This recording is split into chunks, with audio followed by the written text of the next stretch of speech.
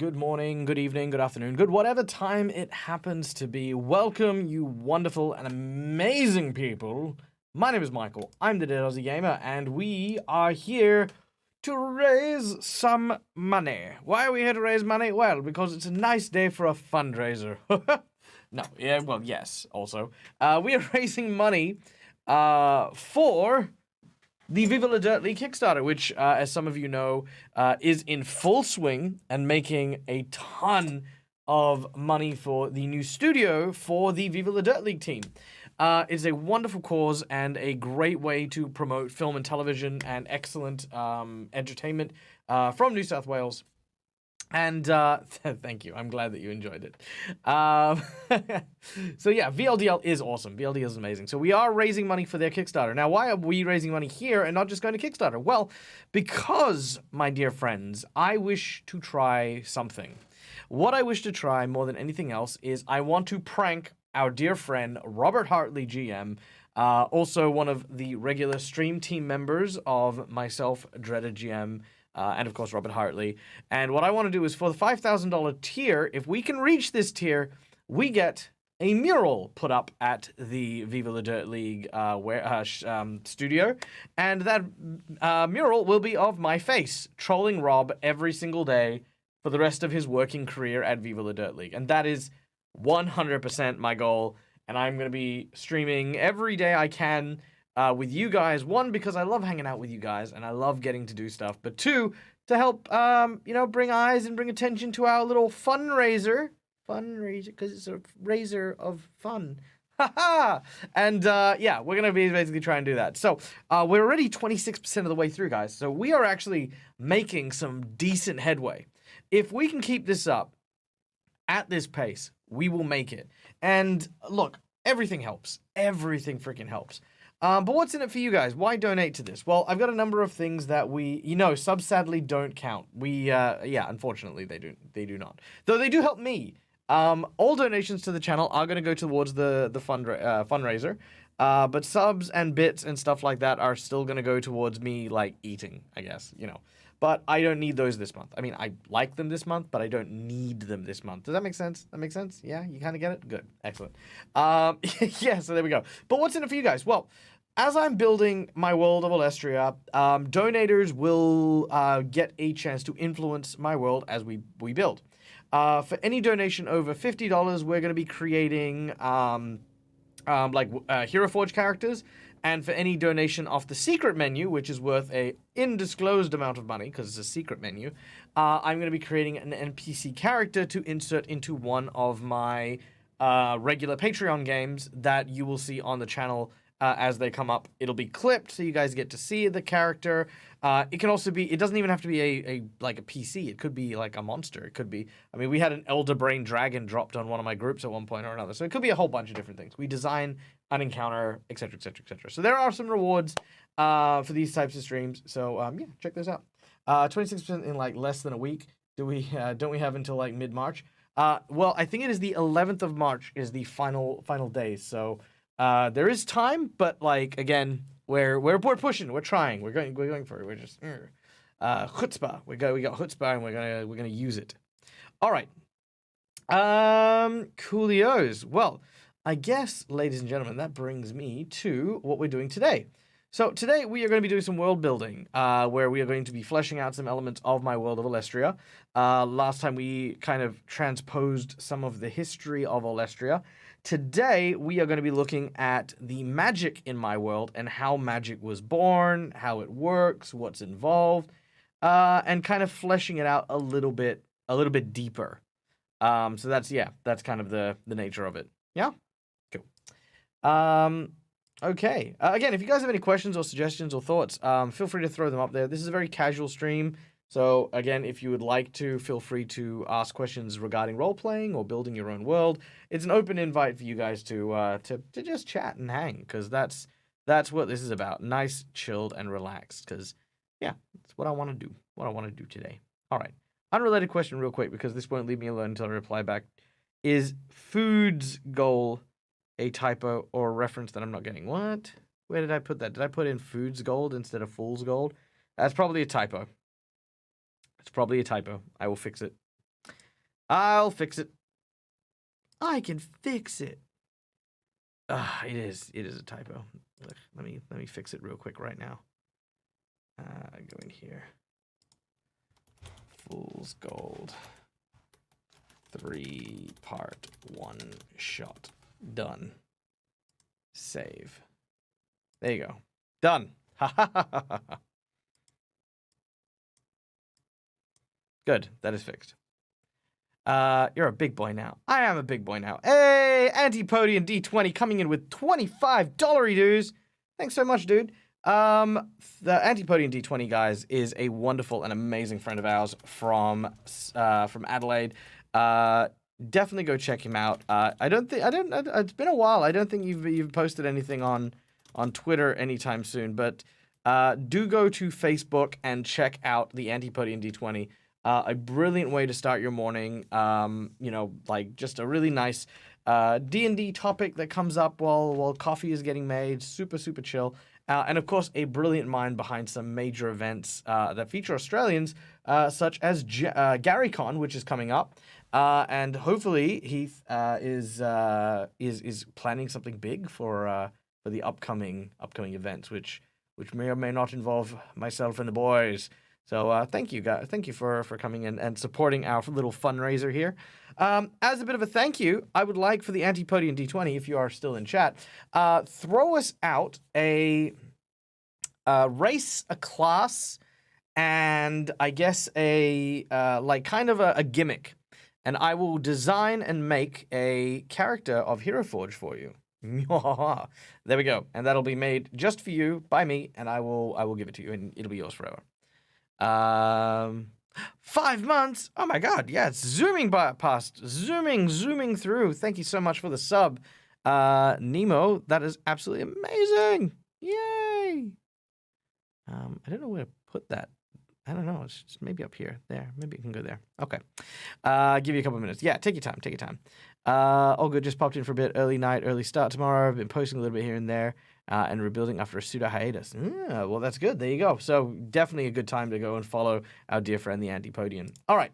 Now, what are we doing today? Let's talk magic. So magic in most worlds is kind of something that is going to be the fundamentals of how the world works. It is as important as air, as gravity.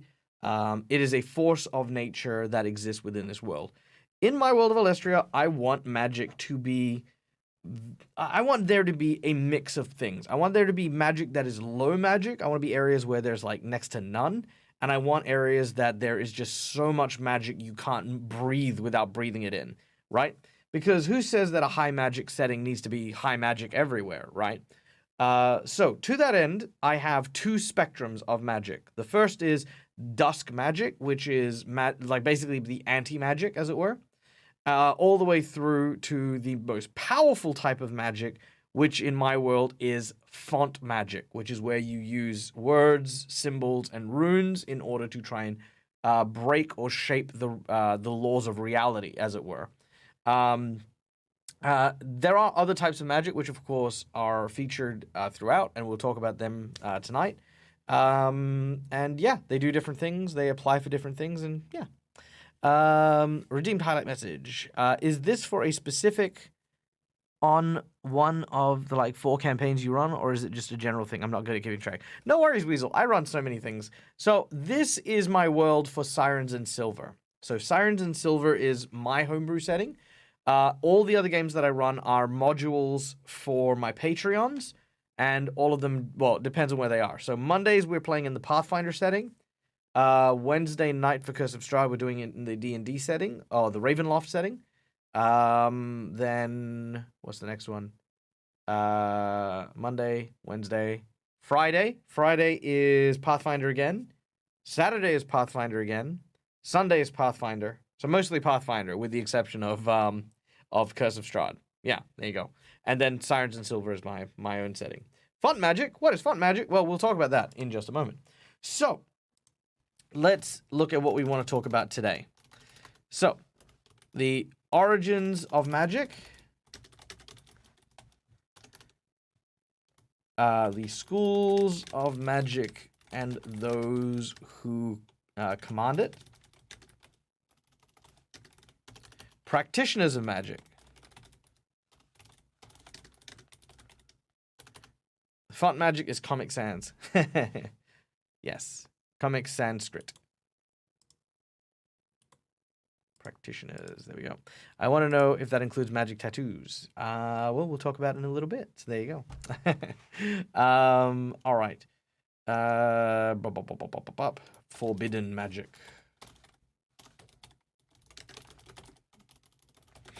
All right. So let's start with the origins of magic. Now, in my world, the origins of magic stemmed from the birth of the first deities.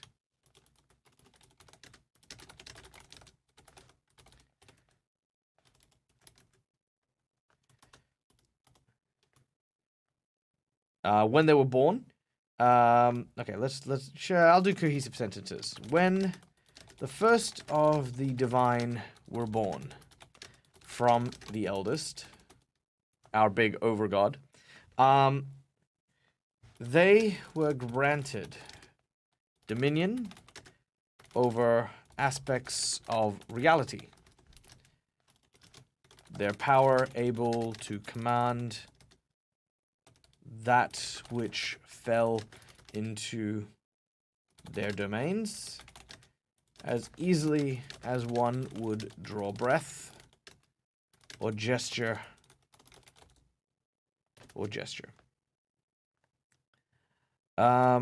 This magic was not only a force that could be wielded by the divine, but could also be bestowed to those whom they felt were worthy.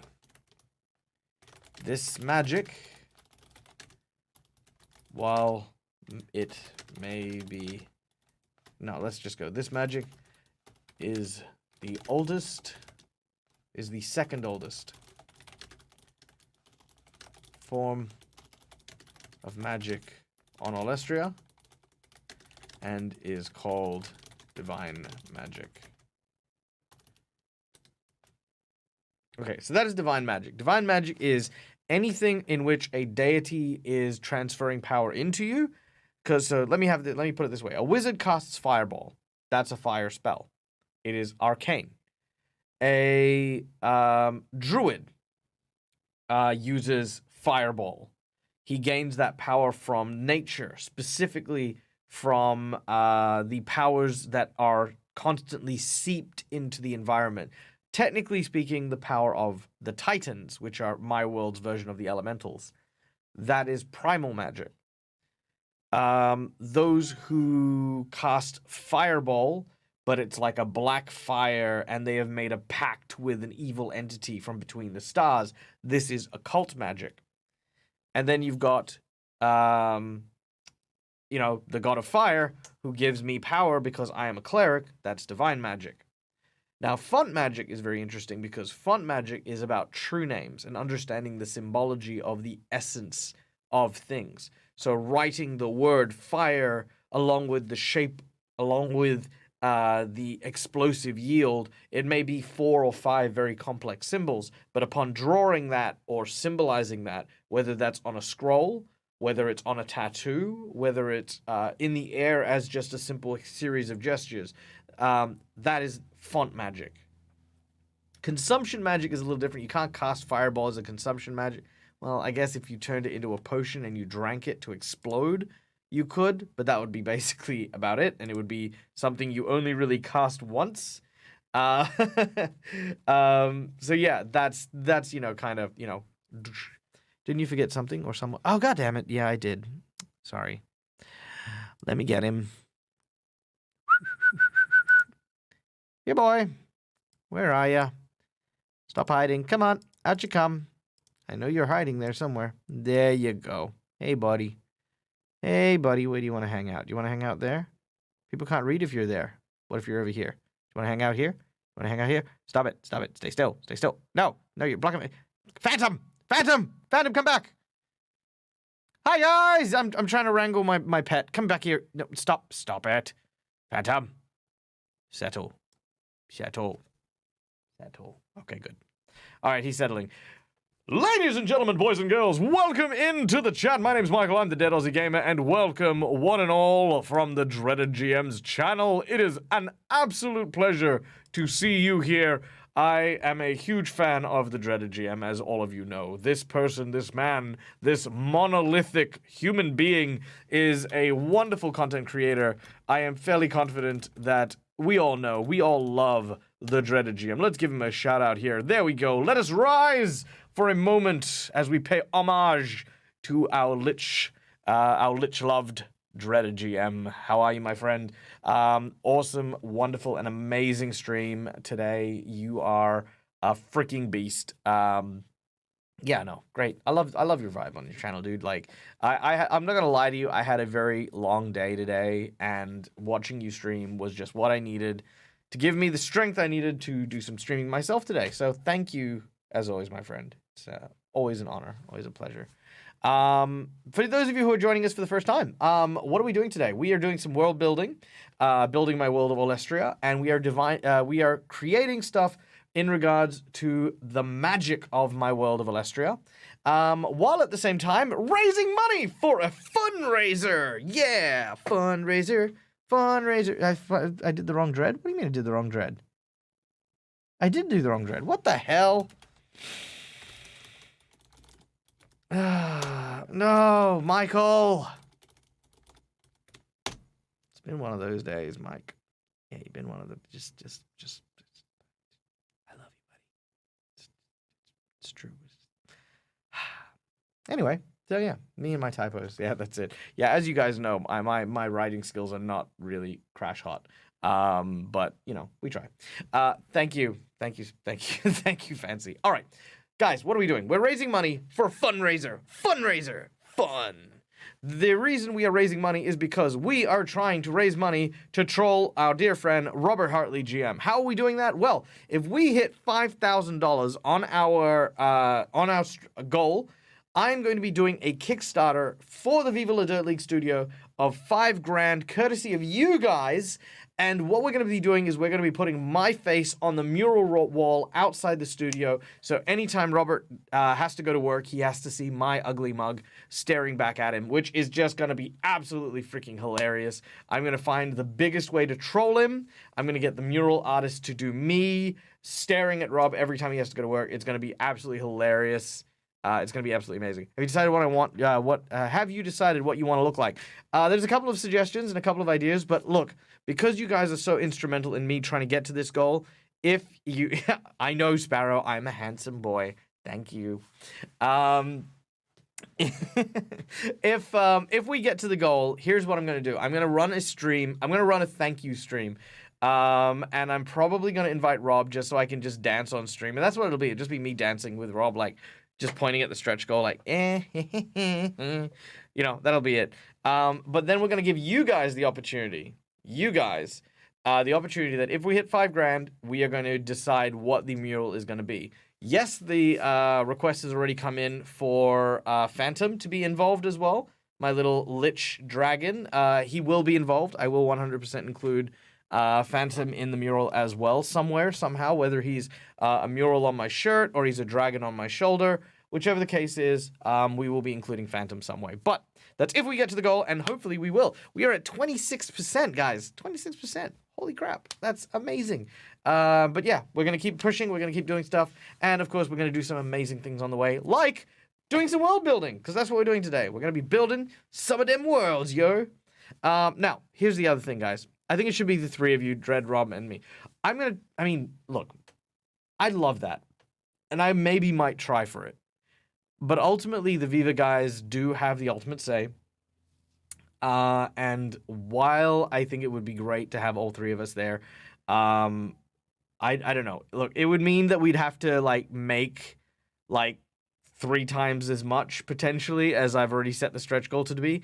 And I don't know. I don't have that confidence in myself. Like, look, Rob thinks we can't get the 5K. And I'm like, I reckon we could get the 5K. But, like, a 15K reward to get all 3 of us on the board, That's a tall order. It's a very tall order. So I'm going to start with the troll, and then look. You know, who knows? Maybe we make it big. Maybe there's that one stream that comes in, that one raid that kicks us into it. Who knows? We'll find out.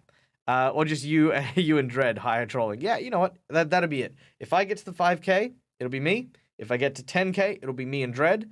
If we get to 15K, we'll do a me, Dread, and Rob. Yeah, there you go. That's it. And you know what? Again, all the money is going to go to Viva because that's how it's going to work. And just so you guys know as well, in the event that we don't make the money, which is also fine, all of that money is not going to go to waste. We are going to be using that money for hiring venues, travel expenses, and the like. So when we go to PAX Australia, and when we go to Gen Con eventually, and when we go to like Dragon Con or Dragon Meet, we are going to take the time to be able to come and see you guys. We're going to actually have public events, and we are going to actually like book out venues for you guys just to meet up with us and hang out. So there are, like I said, there's plans for this money. It's not just going to be like, oh, we're just going to troll Rob and then that's it. You know, like, yeah, no, look, whatever we make, we're gonna make worth it for you guys, because you know you guys are why we do all this. So there you go. Whew. Okay, enough emotions. Let's get back to world building. We're talking about magic. What is magic? Well, magic is a force of nature within most fantasy worlds. Magic can range from low magic to high magic, no magic, or even super magic. I don't know what that is. That's just, well, I don't know why I'm doing this voice either. So we are looking right now at the origins of magic in my world of Aulestria. Where did magic originate? Well, the first magic type, and I think I wrote this too early, right? So magic was, ooh, thank you, my love. Mwah. Look at this. Look at what I got. I got some delicious pork and rice. Amazing. All right. Magic, you know. Yes, magic.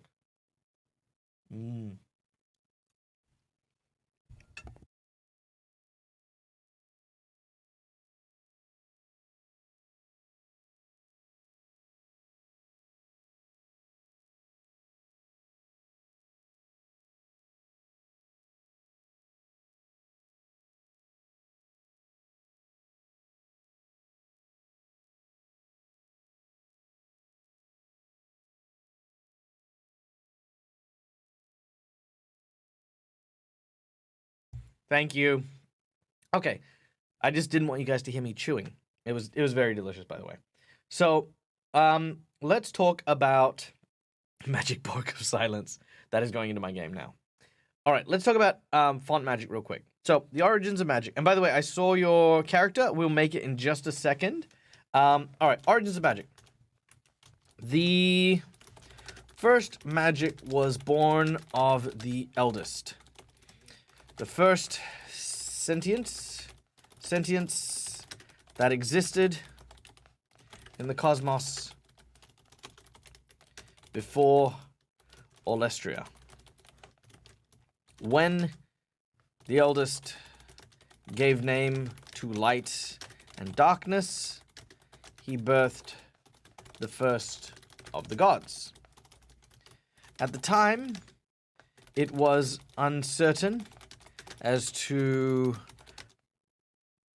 the force and nature of the creation of a deity. Though many speculate that this was actually the first evidence of font magic being used. So that was the origins of font magic. The first names that were given were suddenly the origins of that style of magic that involved words and stuff like that. No worries, I really need to go. I have to be up and work for 5 hours. Hang around for another 5 minutes. All right, well, that's okay, because we're going to do that. We're going to do your thing now, so we're going to do it. No, we're not going to show off the character. We'll do it right now. We're going to make it. I'm going to make it. It's 5 minutes. Boom. We're going to make something beautiful for you, mate. Something beautiful. Beautiful. Beautiful. Couple of dice.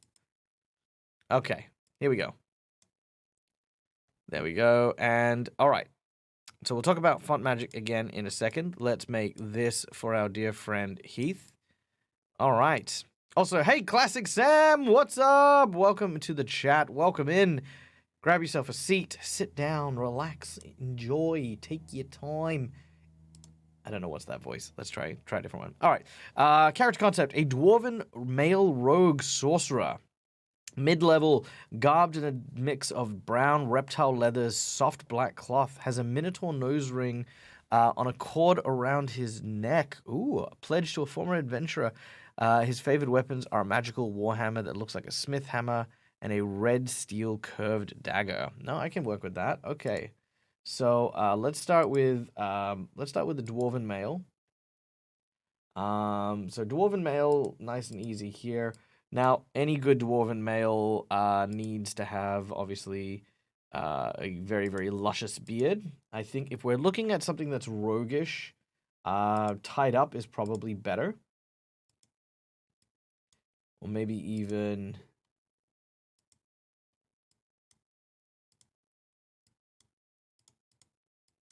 kind of like that one. Yeah, let's go with... Let's see, Dwarven. I think nice and short. Nice and short. As for hair, again, you don't want to make a lot of noise when you're stealthing around.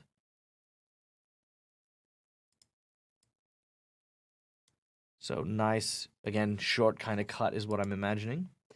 He uses a warhammer, was the other operative thing here. All right, so we've got a couple of good warhammer choices. It looks like a smith's hammer. I mean, that's the regular smith's hammer, and I think a throwing hammer looks a little bit too silly. Yeah, those are too big, way too big. Too stumpy, too picky. I think that's the one.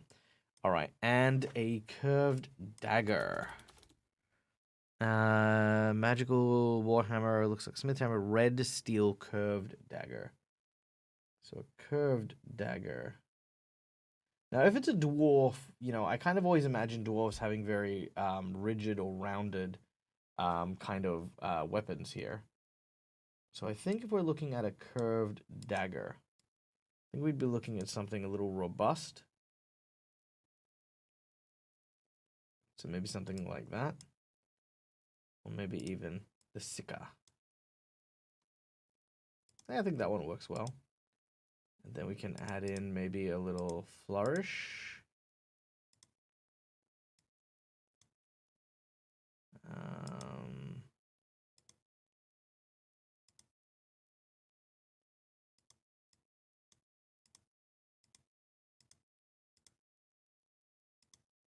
Okay, nice little flourish there. All right, let's go with the roguish look. All good rogues need a headband. Or a cowl, as it were. I said headband, I don't know why I meant headband.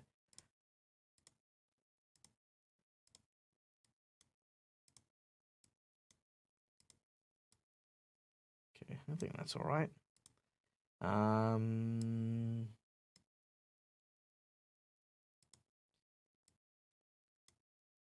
All right, so there was the talk of like having the necklace around its chest. I think it'd be tricky to have the ring. We've only got a couple of kind of necklace pieces. I think that kind of works out reasonably well.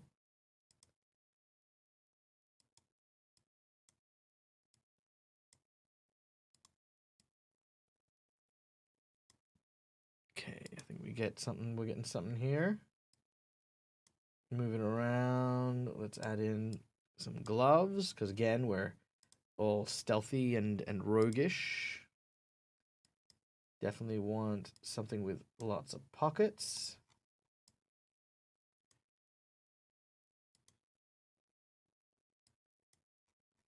Lots of straps on your boots. Get nice big dwarven boots.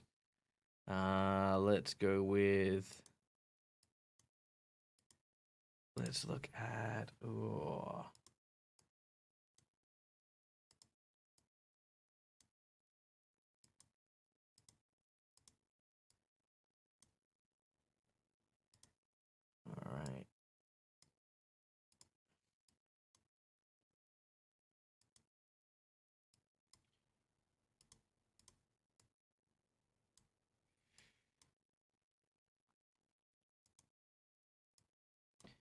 All right, so we got the dwarf sneaking around. So we've got this rogue.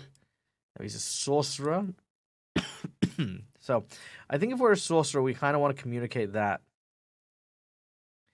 Oh, okay, I got it. Okay, so what if we put the hammer on his back?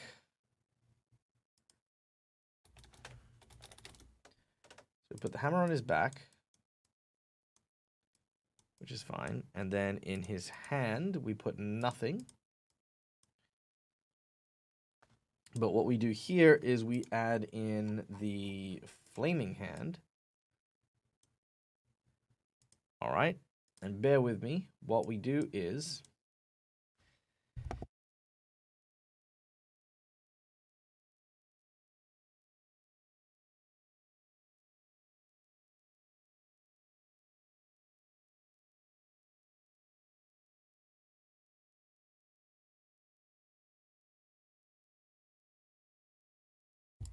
okay, what we do is we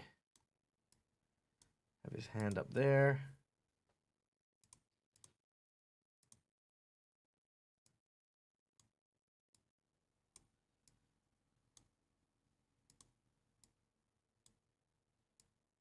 And we have him raising his hand, much like you would a torch.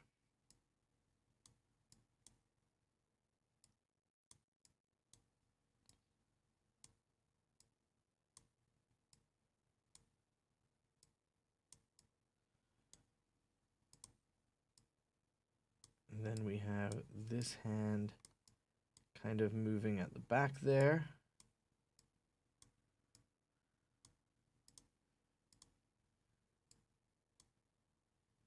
Change the grip.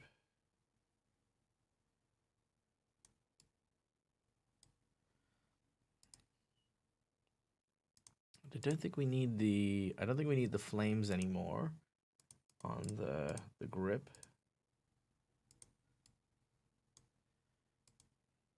And then what we do here is we add in our colors here. Hey, GM Workshop! Welcome in, buddy. How's it going? Hope you and the fans are doing an absolutely amazing, amazing round of your stream. What were you up to? Let me know in chat. Let me give you a quick shout out here. Guys, GM Workshop is a wonderful and incredible human being. Thank you so much for the raid. Thank you, guys. Now, yeah, go check out GM Workshop. You will not be disappointed. I checked out your Pokemon stream earlier on. Absolutely flippin' amazing. It was mind-blowing how cool everything looked. Tailspire looked amazing. The little animations were so cute and adorable. Loved it to bit. Loved it to 2 bits.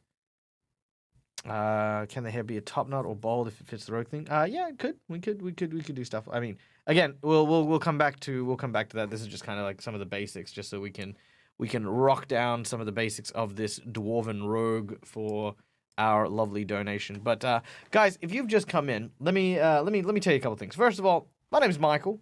Maybe you'll come in one day, dude. I will 100% take you up on that. Hero Forge usability almost on par with Dead Aussie Games design skills. Oh, you guys, you're just making me smile. All right. So guys, if you've just tuned in, my name's Michael. I'm the Dead Aussie Gamer. I run D&D streams and RPGs here on Twitch. What we are doing today is we are doing a fundraiser. What are we doing a fundraiser for? We are raising money for a Kickstarter. A Kickstarter that is currently running for the VLDL team. Now, I know what you're thinking. If there's a Kickstarter going for VLDL, why are you raising money here? Well, our dear friend, Robert Hartley, GM, who is a part of our stream team, is going to be working at the new studio that they are kickstarting and building. In a bid to annoy Rob, I am going to be raising money so that I can attempt to achieve the $5,000 tier reward and have my face on the mural in front of the building. So anytime Rob has to go to work, he has to look at my face. This is just for the hilarity of it, and because Rob is the biggest troll we know, I am rallying the troops. I am rallying the audience. Come one, come all, come ye huddled masses, and help me troll this colossal wanker, because I swear He has had it coming for the longest time. We have to troll him together, and nothing would annoy him more than having to look at me every single time he goes to work. So that is the goal. That is our noble cause, as it were. Now, Rob said we can't do it. Rob has no faith that we can make it happen. But I'll have you all know that within the very short amount of time we've been running it, we have gotten to 26% of our goal, which is no small matter. And I'm going to be streaming as often as I can to try and reach that goal. And I'm going to be, getting as much help as we can to try and achieve this. I'm obviously going to be throwing in a lot myself. And, we're hopefully going to get through that threshold where, we'll be able to do it. Rob keeps forgetting not to tempt fate. Oh, yeah, he is definitely tempting fate. He has called me out on multiple occasions, but we're going to do it. We're going to do it. We're going to achieve it. You, not just me, we. This is our goal. Our goal is to make this thing happen and be immortal and have this immortal piece of the Viva La Dirt League studio always commemorated as that time Robert bit off more than he could chew. That is it. It's amazing. Yes, this would be hilarious. Yes, Robert is a great guy. Robert is a wonderful guy, and yes, this would just be the piece de résistance. Yeah, and you know what? He has it coming. He so has it coming. If you've ever been to his stream and you've heard him turn around and tell the whole stream to shut up and then keep reading, yeah, you're just like, oh, we have to get him back. We have to get him back, team. So let us do it. Let's make this so. But yeah, all donations, all tips and stuff like that go towards this noble cause. I always say, please give generously, but please give responsibly. I love you all and want you all to make sure that you guys are living the best of your lives. And while the troll is, of course, absolutely amazing and fun, I don't want you guys to be putting yourselves too out if, where possible. Because ultimately, I care about you guys. Yay. Rob needs a kick in the butt. Hey, Ardana! Welcome in. Hi. Come on in, please. Pull up a chair, grab your seats. Relax and unwind. Enjoy yourselves. Guys, if you have just tuned in, my name's Michael. I'm the Dead Aussie Gamer. I feel like I've just done the spiel. I'm going to do it again. I am the Dead Aussie Gamer. I run TTRPGs here on Twitch.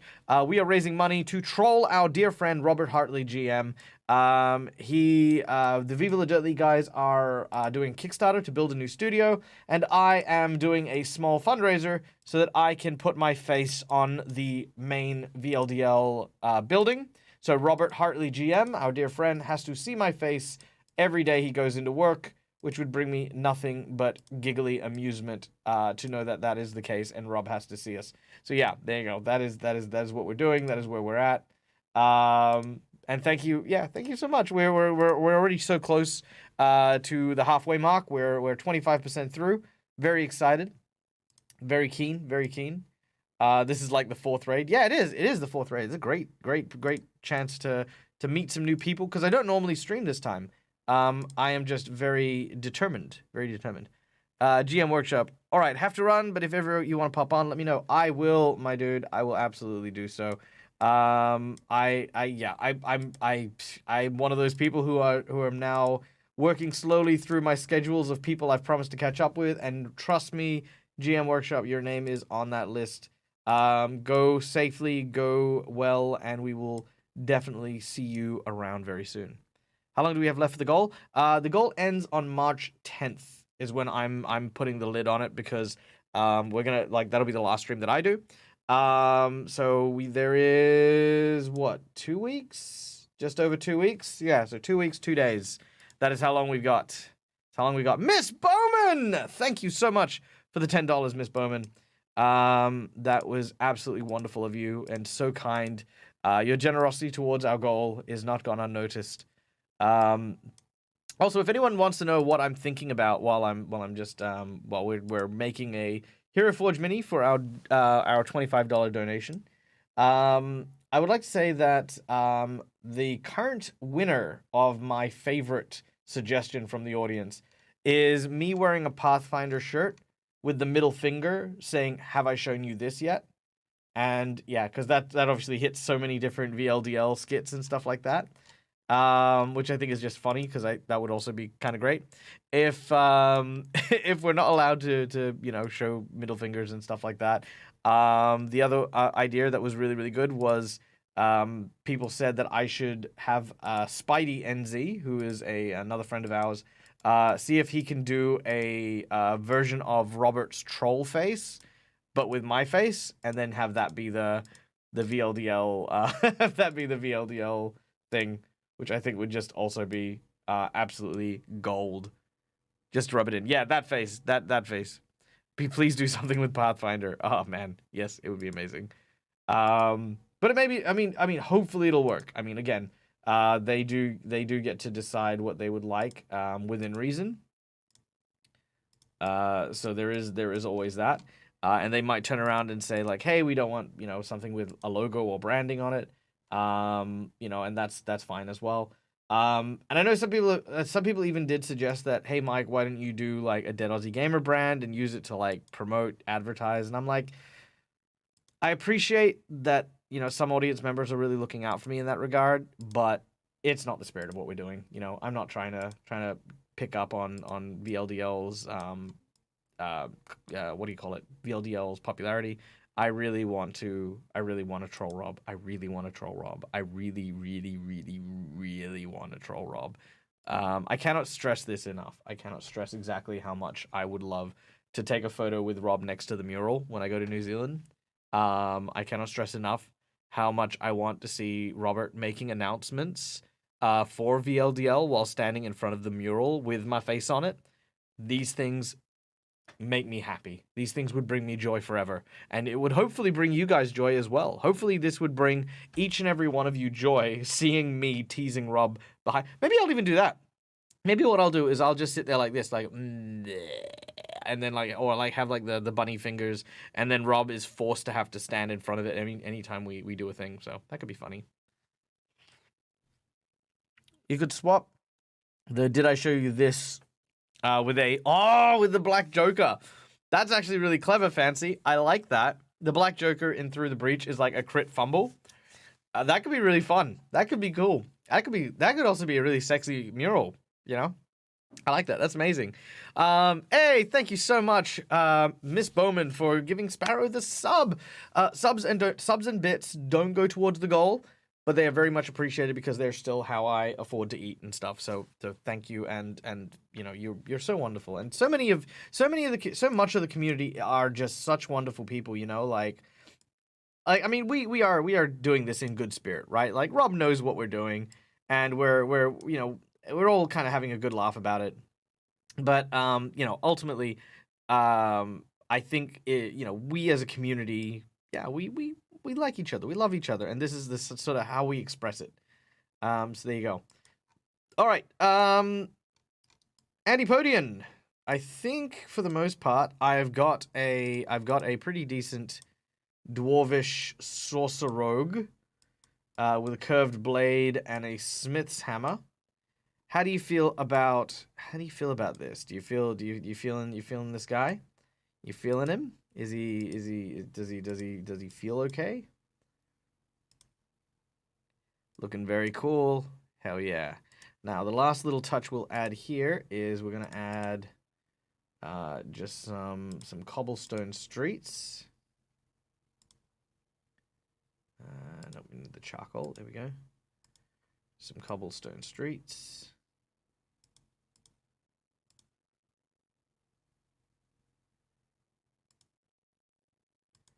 And then, now this is pro tip, right?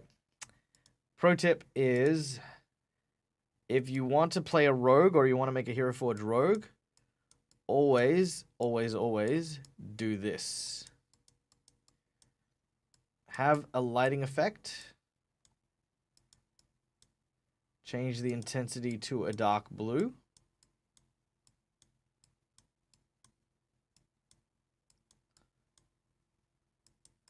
Because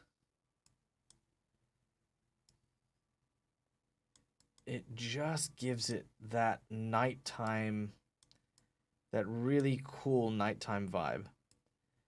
Or if you want to, you can always do like the under the street lamp. Under the street lamp's always good. You get 1 dark blue up the back. And then you get the kind of a yellow gold. Just wait for that to come out. It's a little bit bright. Don't worry, we'll tone that down. Toning it down.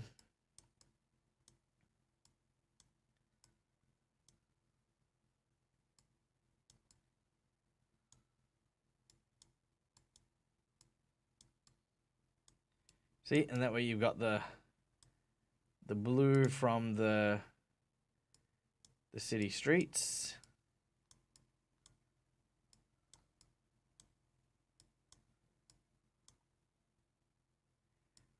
And then you've got that amazing kind of street light that comes up, which makes him look...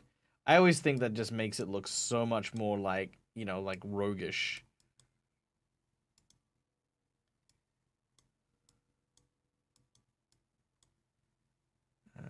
And we can even add that little bit of green into that. There you go.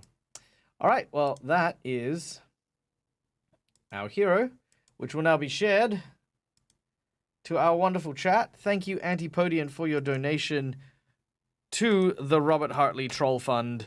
There is your Hero Forge mini courtesy of the Dead Aussie Gamer. Big love, and thank you, my excellent dude. I hope that this character, if and whenever you do get a chance to play it, brings you much luck and much fortune. May your dice roll forever in your favor, and may your story be filled with intrigue, interest, and, of course, a plot worthy of the annals of history. There you go. Yay. Dag wanted... Oh, the one of the blade to be red. Ah, what am I saying? Psh. Sorry. Thank you so much for reminding me. What a schmuck I was saying that was complete. What an awful schmuck I was just then. There we go. Let's try that again. Bump, bump, bump, bump.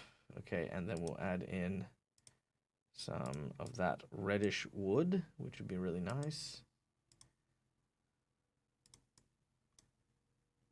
There we go. And now that is saved. There we go. It should include that. So that link should now include the red blade. Thank you for reminding me. Thank you so much. All right. Big love. Have a wonderful night. All right. So that is our Hero Forge mini. Now again, guys, for anything over $20, we are making Hero Forge minis for people. We're going to be sharing the link so you guys can use them as the artwork or can use them as you know, pictures or the like. Regular dag face half hidden by Pathfinder Black Joker. Oh, that'd be kind of cool. So, like, you know, yeah, if I'm holding up the card to my face and stuff like that. See, we're making it look cool. It needs to be making fun of Rob as well. So it's got to be kind of a mix of two. We'll talk. But I think yeah, that would look really badass. Okay. Now, back to world building, shall we? Back in time. Bum, bum, bum, ba-da. Okay. Origins of magic. The first type of magic, Dag has food. Dag does have food. Dag has delicious roast pork with rice. Amazing.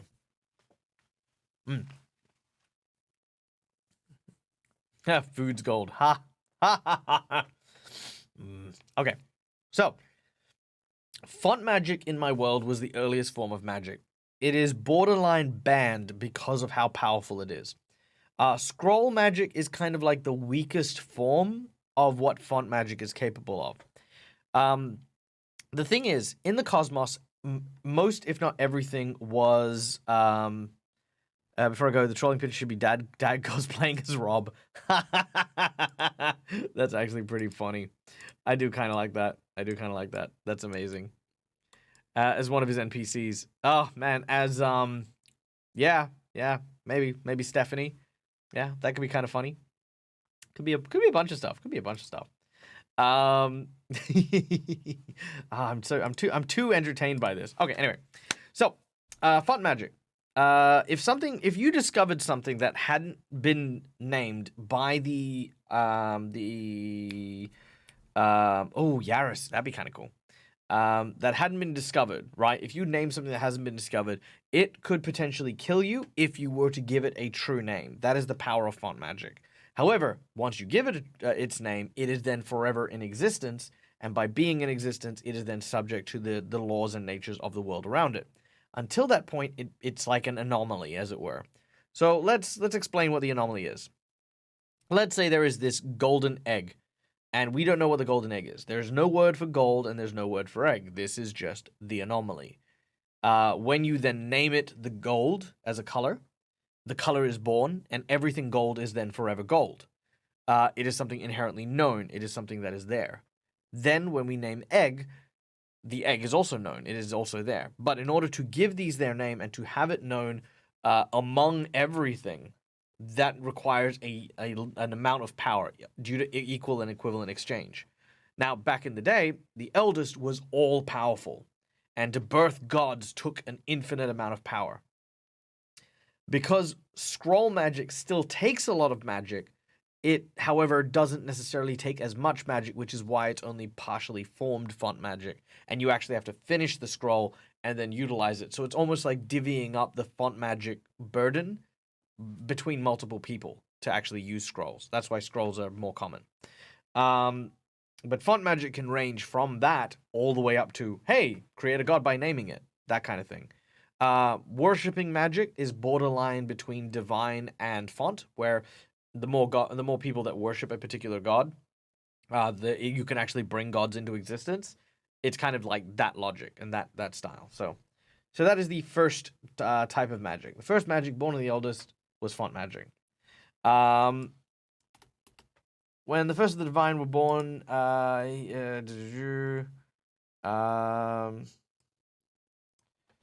the newborn deities were granted dominion over aspects of reality, the power to command that which fell into their domains as easily as one would draw breath and gesture. This magic was not only a force that could be wielded by the divine, but also be bestowed to those whom they felt were worthy. This magic is the second oldest form of magic on Aulestria, and it's called divine magic. So this goes into the magic of like clerics and paladins and priests and stuff like that. That's the second type of magic. Yeah, is deities giving power. Seeing her brothers and sisters championing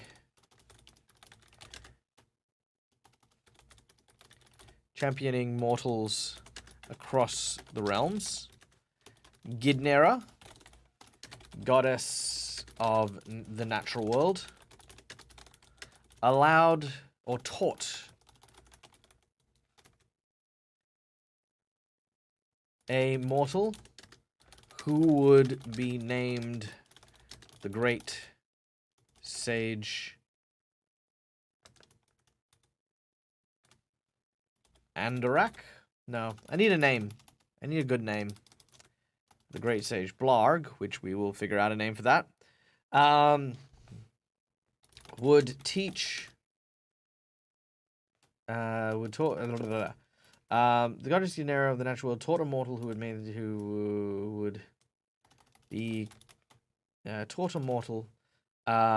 how to wield the power of the Titans who slumbered in their realm, connecting to all things within the natural world. This mortal would go on to be called... Yeah, the Great Sage Anthrax. Yeah, I thought the same thing. That's why I changed it. Hey, Avarian, nice to see you. Welcome in. Welcome in. So if you start a fake religion with a fake god, the god could form enough that people... yeah, exactly. That's exactly it, Weasel. You could literally get... If you convince enough people about a deity's existence, it would spring that deity into existence by font magic split among, say, tens of thousands of people. So that's it. Okay, guys, have to adult and get to work. No worries. Thank you so much for joining us, Sam. Have a wonderful and amazing day. Whatever that happens to look like and wherever it happens to be, I hope that you have hope you have a good one. What was the first thing that came in? Yeah, have fun. Yeah. Okay, cool. All right. This mortal would be go on to be called the Great Sage or something, or the Prophet, or the Arbiter, or the something cool. You know what I mean? I like the idea of a title. Like, I think the Great Sage is a little bit on the nose, but you know, the Hermit of Voldor Mountain or something. You know what I mean? Yeah. Yeah. Cults are terribly scary. Absolutely.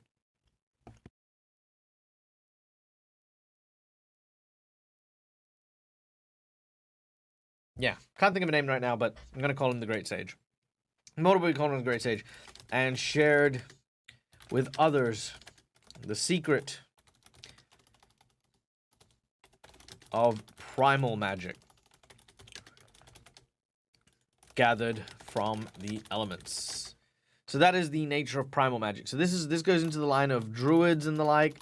It is kind of like the ability to wield not only the magic of like the elementals, but also the power of life, trees, wood, animals, all that sort of stuff. Yeah, yeah. Okay, there we go. What's next? Arcane. So what happened next? So there was that was that. Okay, Arcane Magic. Realizing that... Oh, okay. When the first races were manifested on Aulestria by the goddess Azalea,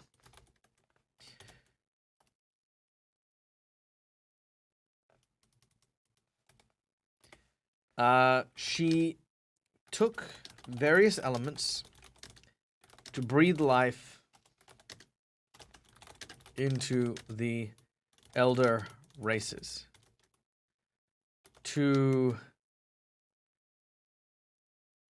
the earth came the dwarves, the sea. Okay. You know what? I'm not even going to try and word that one properly. I'm just going to go with earth. The dwarves came from the earth. Fire came the dragons. Air came the fae. Water came the merfolk. Earth, air, fire, water. There were more.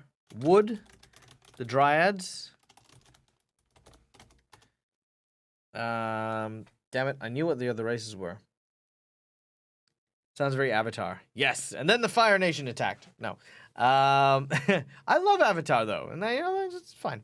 Let's see, what were the other old races? And then magic were the elves. Elves were born of magic. And over time, some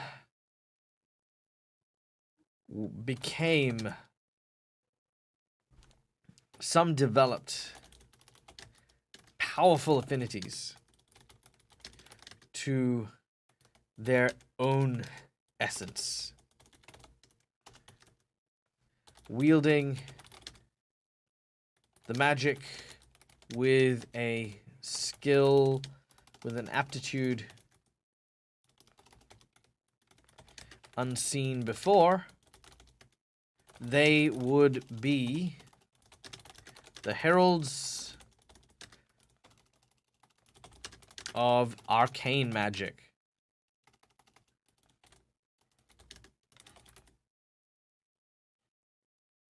It wasn't meant to be a complaint. I didn't take it as a complaint. Would be the heralds of Arcane Magic. They wrote the first spell books. Engaged in... what would you call it? They engaged in copulations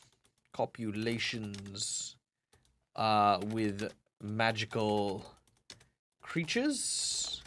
Elves finding magic potency Very sexy.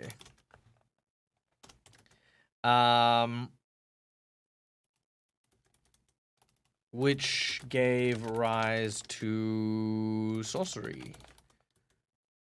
Natural. Born spellcasting. So there we go. So that's how Arcane Magic came to be. Basically, the Elves. The Elves were born because in my world, okay, so in my world, the world itself was created by the gods who basically took the elementals, which were called the Titans, took elements of their power and went smash, smash, smash, smash, smash, smash, smash, smash, smash, and basically made that smashing thing did not help when I just read Weasel's comment, but very appropriate. Anyway, they created Aulestria, but there was no creatures on it. The god of destruction kept showing up and destroying everything before anything could take form. So the eldest god turned around and said, "Yeah, no, don't go down there no more. No one can go down to Aulestria. We're going to give the god of life, who is this person here, a chance to grow everything, and then you guys are going to be able to manage it, you know, yeah." So she basically went, "Oh, well, if that's what I'm going to do, then I'm going to go, okay, we've got water here. Let's turn water into a creature. And then, oh, the merfolk. There we go. We've got the merfolk of the water. And then we've got, ooh, the wood, the dryads." With magic, which was just lingering everywhere, they made the elves. And the elves then turned to that magic and went, "Hey, you know, we've got magic. We can just do this stuff. But what is it when we do this? Oh, cool. This is how this works." And then they wrote down spell books and they started making things. Now, because magic was inherently so deeply ingrained into their genetics and who they found things with potent magic very sexy, and they copulated, creating a lot of breeds between the elves and magical races. So things like the genie, for example. In my world, genasi, which are, of course, the hybrids between race A and the elementals, originally almost all genasi were progenited by an elf of somewhere down the track, which is why a lot of the half-breeds tend to have pointed ears. If you've actually noticed, a lot of them do tend to have pointed ears, and this is my explanation, is that elves are, usually if you are a genasi, yes, you have the blood of a, say, a djinn, but you would probably also have the blood of an elf somewhere along that line as well. Though you, along your own heritage, may eventually be human or part human, that's still fine as well. But the element is, you know, a mix of that. Because I like the idea of talking very briefly on sexuality and the like. I like the idea that sexuality isn't just based on gender and isn't just based on charisma. I love the idea that elves find magic sexy. That's kind of cool. Do they copulate with magic itself, or are they things that have strong magic? They're things that have strong magic. I'd say that they wouldn't be able to. Like if they summoned a creature or if they summoned something, it would be a creature of magic, and it would just be they wouldn't view it in that way. It would just be magic in a form. But if a creature themselves have a lot of magic, if inherently this creature is born with a lot of magic, like even dragons, for example, like, you know, then I think that would be. Are you laughing at me? No, maybe. My partner's laughing. I don't know what. I'm worried. She's in the dark. All right. Anywho, yeah. So what I'll write down is that you invented the sexual orientation of Arcanisexual. Arcanisexual. Oh, Magisexual? Arcanisexual? Arcanisexual? Interesting. Did I eat all the food? I'm busy talking and doing things. I should be eating. I'm gonna eat, but yes. Let's get to the bottom of this, and then I'll have a few more bites. Okay. So no, they don't have sex with magic itself, but Magisexual sounds like you're really into 2-minute noodles. All right, I like that. The M in BDSM stands for magic. Oh, that's cool. Yeah, maybe a little bridge thing. We'll talk about it. Flesh out sexuality of Magisexuals. I like that. That's kind of cool. That's kind of cute. I like that. Holy crap, my paranoia just fired. I read a joke from a coworker at the exact instant Dag asked if someone was laughing at him. Checked my mic twice before I remembered the Twitch is one way. Oh, Varian. Hello? Could you imagine? Could you imagine if you turned on Twitch and everyone just started chatting with you who was in chat? Oh, man. Be nuts. Be nuts. All right. Okay, so we've got... we've got Font Magic. We've got Divine Magic. We've got Primal Magic, which was the next one. It's not just a video call. Yeah, that's true. It's probably just a video call at that point. We've then got Arcane Magic, which then leads us to Occult Magic. Okay. Okay. Twitch has a public access video conference call. Oof. Oh, that's so dangerous. You just have to do X's in a word. VLDL totally needs to do that as a skit. Yeah, that's true. That's true. You know, I'm not gonna lie. I would love to work with VLDL. I don't have the confidence to, and I don't live in New Zealand. They are phenomenal. They are lovely people, but here's the kicker. I don't have anything to offer them that Rob doesn't, and that's the truth of it. Rob is we troll Rob, we smack talk each other all the time, but deep down, I love Rob. I know how talented he is, and I don't think that there is a better person suited to be a part of the VLDL team than Rob. He has proven himself time and time again, and even if there may be times where he doesn't believe it, I wholeheartedly believe that he is exactly where he is and where he should be. I've had people ask me like, "Hey, Mike, why don't you run stuff for VLDL as well?" And I never would. Not because I don't love them, and I would individually. Like I've run a game with Adam in the past. Like we did a private game of the Avatar game, and Adam was amazing. And I've played alongside Ben in the character roulette on Phoenix Iwaki's channel. But my true feelings, that's literally it. You know, like, yeah, these guys are great. They're wonderful people. We would get along like a house on fire. That's great. But they have Rob, and Rob is great. Yeah. He is not allowed to know any of that. This is a secret. That is how I really feel about Rob, and that is how Rob is going to interpret this. Always. I'm going to be his prankster friend who is going to be on that wall forever. So that's it. Enough sappiness. Let us talk about the occult. Oh, Varian! No. There's always one. I'm going to get a drink, though. I'm going to get a drink. And I will return momentarily. Open to Google's rolling dice. Yeah, okay, that's weird. Stop it. Rob can't know how I feel about him. And besides, Rob's moving. So, I'm going to get my drink. I'm going to have more food. I will. I will come back. We'll do some more writing. I'll have some food. Yes, I will. I'll be good.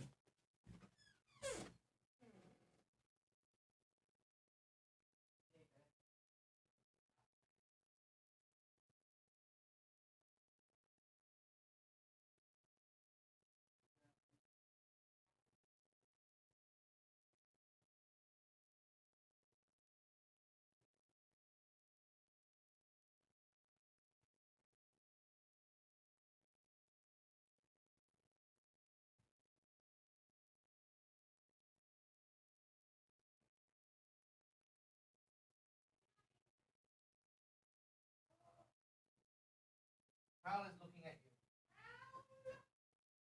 Okay. Here I am. I'm back. Hi, guys. All right. Upload clip to YouTube for safekeeping. Oh, that's so cheeky. All right. Okay. I'm going to have a few mouthfuls, and then we're going to talk about occultism. But while I'm eating a little bit, I'm going to ask you guys a couple of questions in chat. Let's talk about Magisexuals. I feel like that's an interesting concept.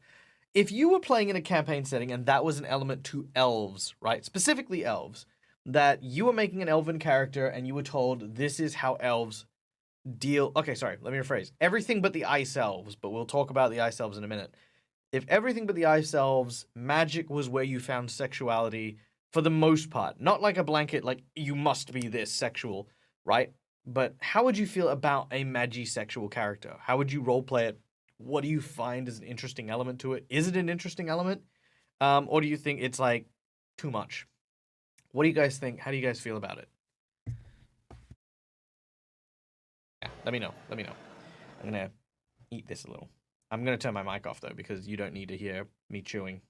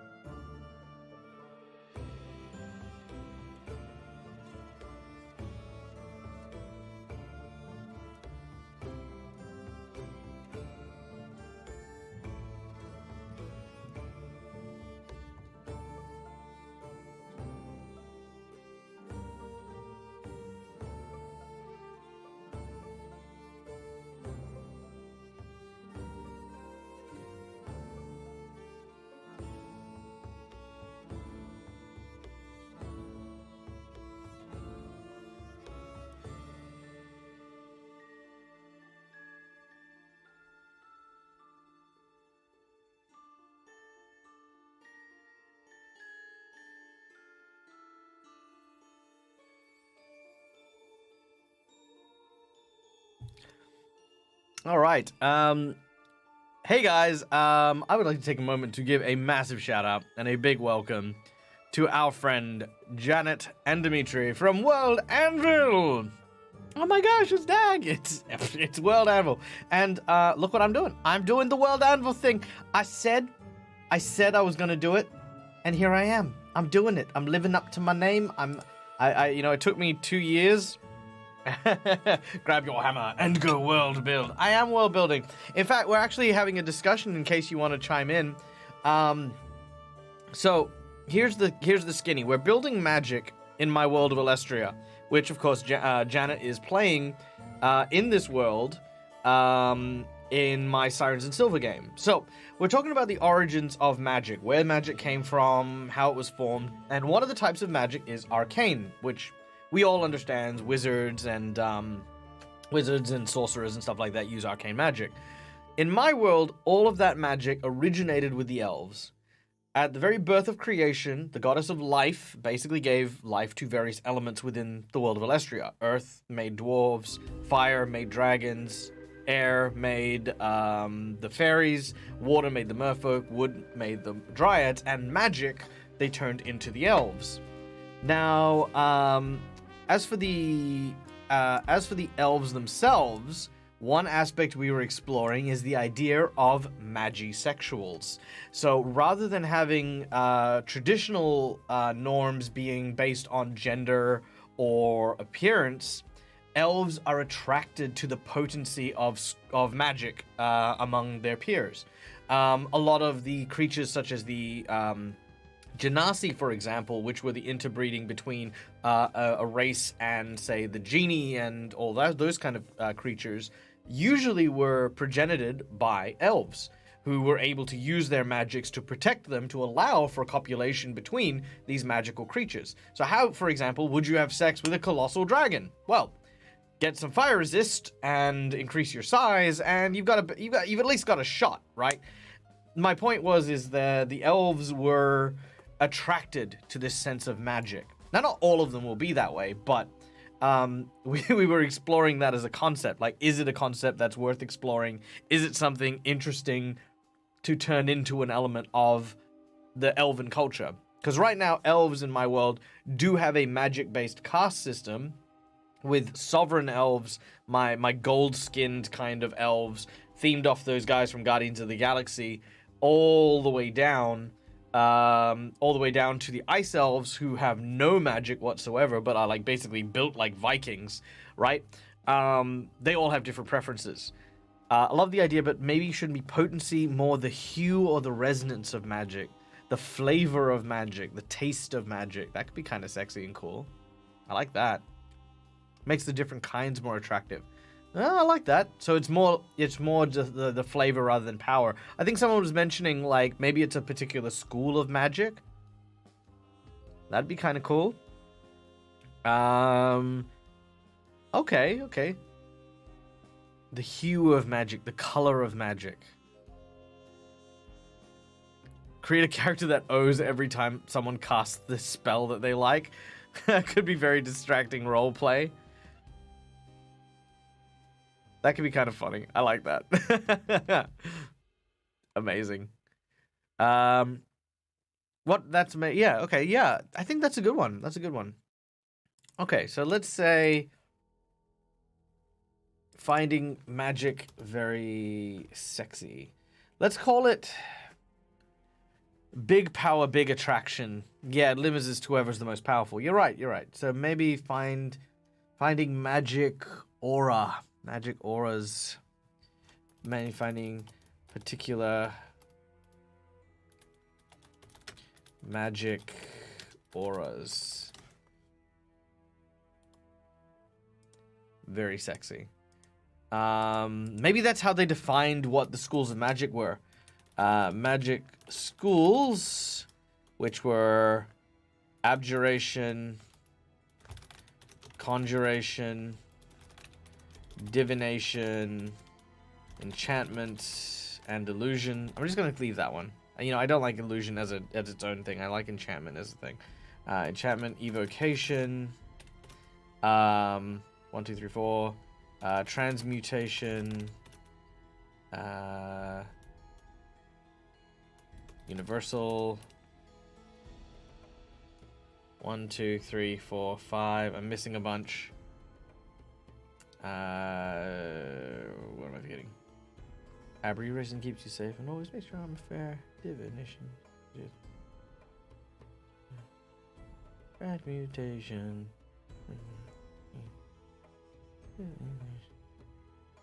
Yeah, okay. Well, I'll leave it there. Necromancy, that's the other one.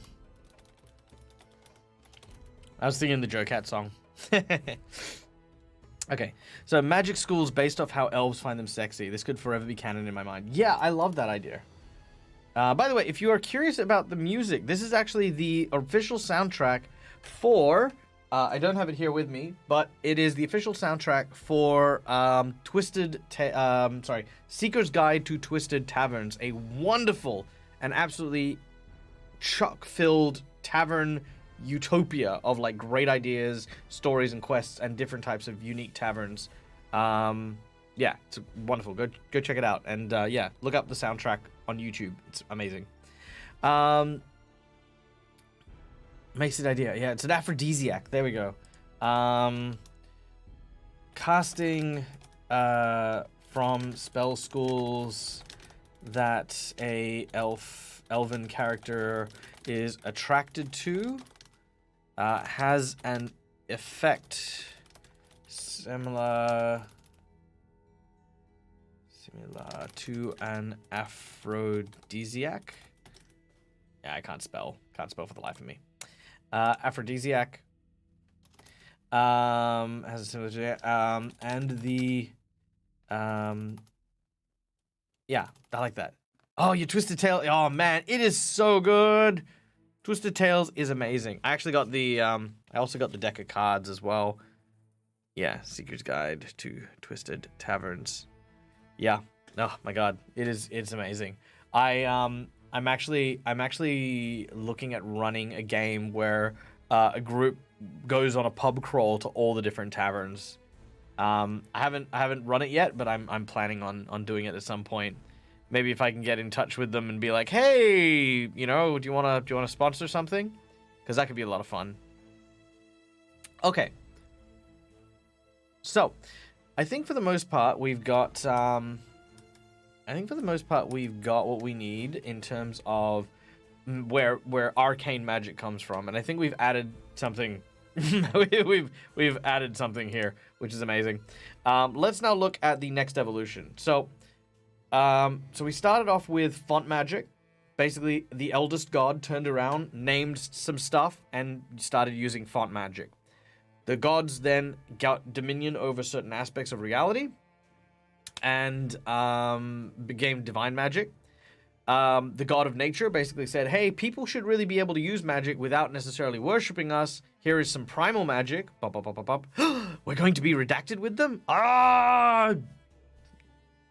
I know. I can't express how excited I would be to see World Anvil do stuff. I will hit you up on DMs. Oh my god, will I hit you up on DMs? Are you kidding me? Like, if I could...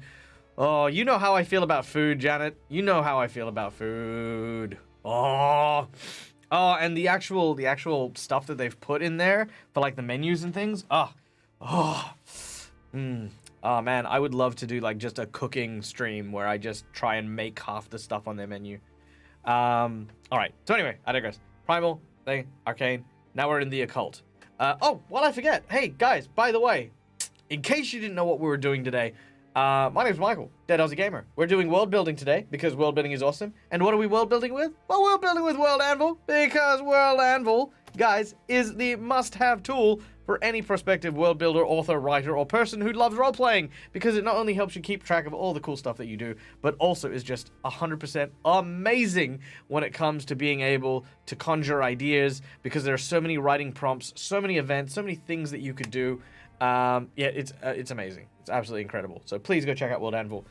Why are we doing this? Well, we are doing a fundraiser. It's not a fundraiser. We're doing a fundraiser because it's fun. And what are we fundraising? Well, guys, we are fundraising for the Kickstarter of VLDL's new studio, a Kickstarter that is running all the way through till March 11th.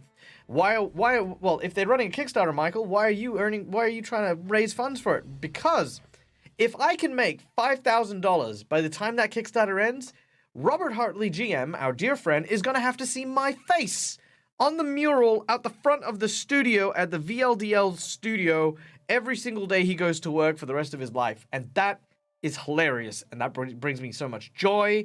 That brings me so much happiness. It is something that I want to happen more than anything in the world.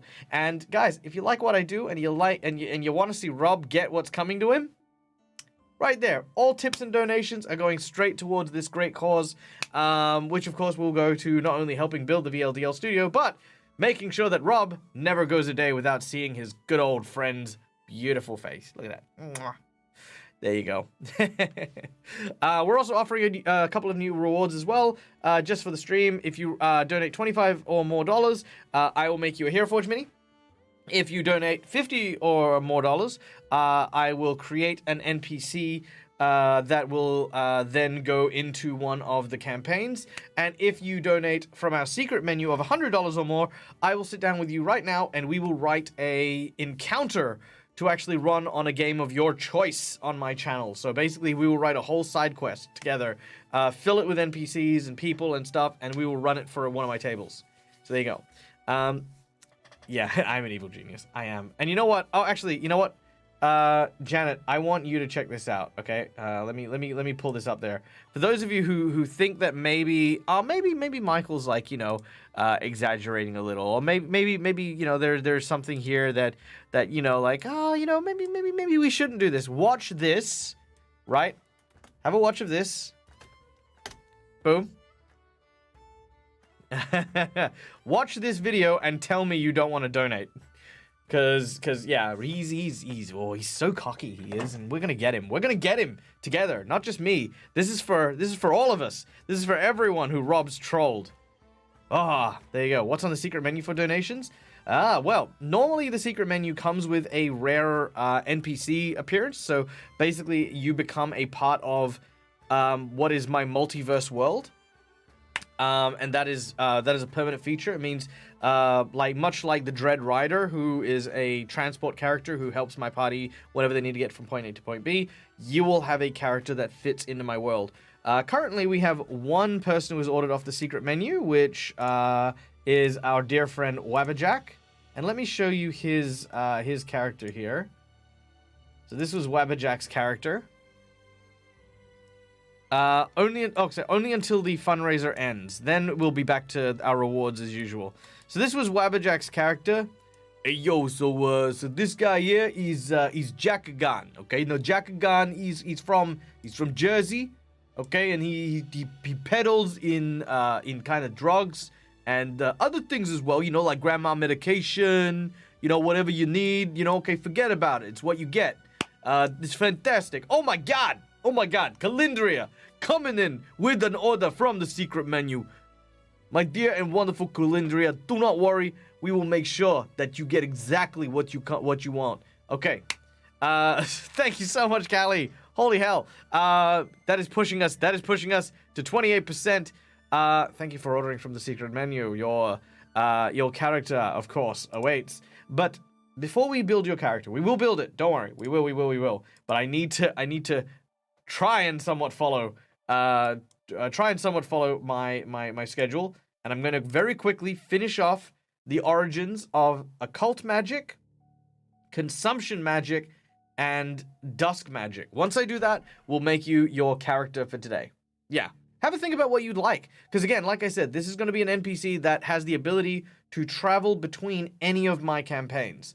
So that is the purpose of it. So it might be in a Pathfinder game, might be a D&D game, whatever it is. That's what we're going to be looking at. So have a think about that.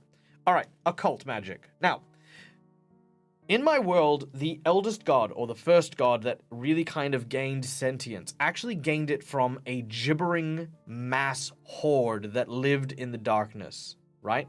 Yeah, Callie already does that, you know, sort of. So maybe something unique, maybe something for you, maybe something else. So the gibbering horde was like the nothing, as it were. If you've ever watched The Neverending Story, it was very much like the nothing. This darkness that just sort of loomed and followed everything. Anything that was created was almost immediately subsumed by this mass, this entity. It was, however, a multitude of minds colliding and clashing in chaos, fear, and darkness. One personality managed to break free and pull out, and that entity would become the eldest deity, the eldest, who then created light, created darkness, created these words that eventually became the font magics that sparked existence. Now, occult magic reaches back into that gibbering darkness, and nice, reaches back into that gibbering darkness and seeks power. So whether you're a warlock or whether you have a patron of some kind, that's the nature of where occult magic comes from. I haven't really thought about the first practitioner, so I think a good story would be if we look at who was the first person to use occult magic. All right, Nemo, gonna try and get some rest, get the sickness away, might fall asleep. See you, everyone. No worries, please rest and feel better. I wish you a speedy recovery, and yeah. Definitely a speedy recovery. All right. For our thing, we have Protect Sparrow. We protect our lurkers. There you go. Beautiful. We protect. Oh, can I actually show? I'm going to show this to everyone, actually. This was amazing. Sparrow made this. No, Nemo made this. Sorry. It was hilarious, and it was based off my previous game. Sorry, I tangent so much. I really do. But that's because I love everything, and I want to share everything. Yeah, Nemo sent me this the other day. And it was, yay, I rolled high enough. All right. Here it is. Let me... Desktop. Parish, thank you. Here we go. And here, this was really funny. This was from our Sunday game. Where'd it go? Here we go. This is... There we go. This is from our... I thought this was really cute. There you go. He is frail, he is wreck, he build shield, and he protect. Amazing. Yeah, so on Sunday's game, my character, Malvolo, ended up building a shield out of some red dragon scales that literally had just fallen off a red dragon. My character's got almost no skills except from being able to, like, stitch people with, like, you know, manually, and to build stuff, like, within, like, 6 seconds. And basically, yeah, that was one of my little things that I said as I threw threw this fire immunity shield that I had just whipped together at our tank, which saved her multiple times. It was like she got the most out of that. Like, one of the bad guys turned into a fire elemental. We were fighting the red dragon. There was a whole bunch of fire damage going about, and yep, not a single drop of it hit her. It was great. It was absolutely great. Let's see. Yes, I am in Perth, Western Australia. Think that's shut off from the rest of us. Yeah, dude, like, at the moment, we are still shut off. We're opening up on March 3rd, I believe. Yeah, March 3rd, I think we're opening up. All right. So, occultists, eh? Who would be the first person to seek power from the realm beyond the stars? Who would seek it?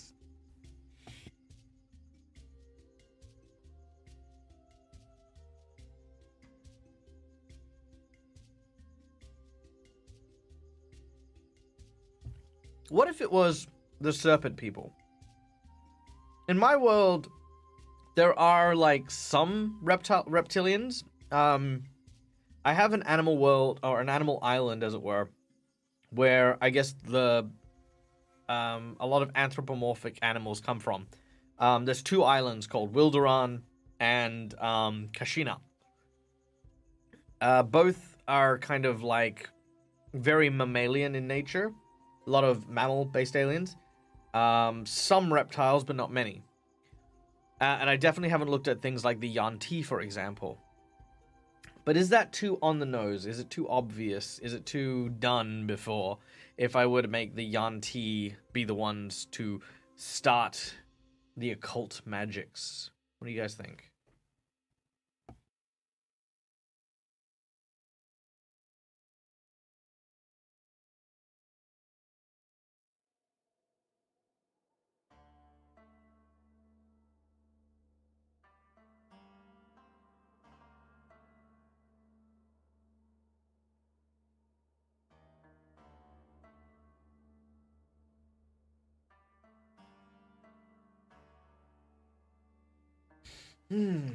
That's true.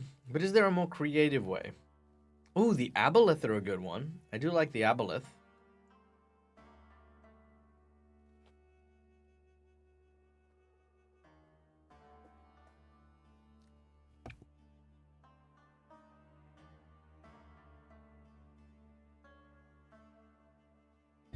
Yeah, it does sound like something the Auntie would do.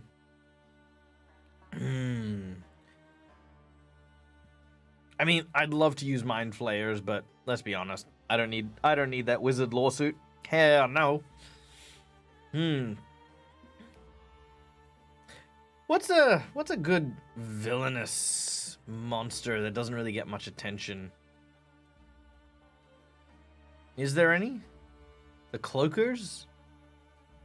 Yeah.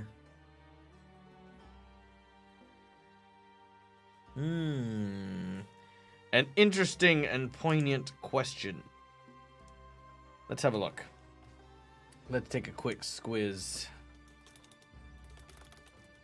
Beholders? Same issue with the Mind Flayers. Is there are certain copyright things that if I included them, I would never be able to publish this. And I ideally one day want to hopefully publish my setting.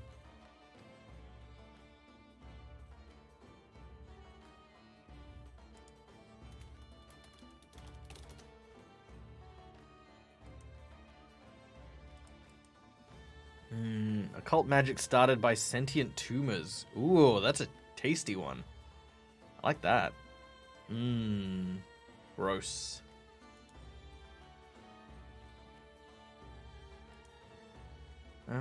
Okay.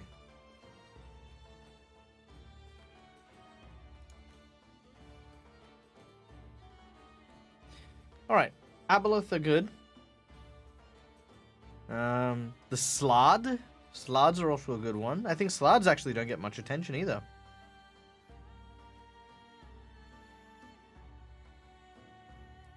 I was making a joke calling beholders sentient tumors. Oh, I mean, I was thinking legitimately like sentient tumors. Like, what if it was a disease that? What if it was a disease? Is that too like COVID close? You know, like, what if I created a monster that was a sentient disease that infected people very similar to the way the Illithids do, and then just transformed them into like almost like walking parasitic zombies? Isn't it basically a mind flayer? Kind of is, but without the squid brain sucking element, which I think is the iconic element to the mind flayer. You know, if you don't have that, then you know you really just have the hive mind stuff. You don't think it's too topical? Okay. Hey, Crimson Rockstar. Hey, Dagger and crew. Hope everything's amazing for you guys since you deserve the best and everything. Ah, look at you.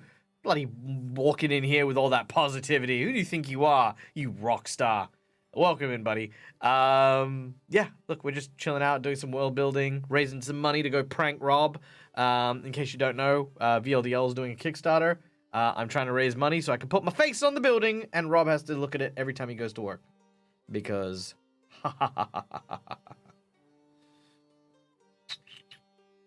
Let's see. Gibbering Mouthers. Nah. Slods and the disease one kind of really stick to me. I think they're really good.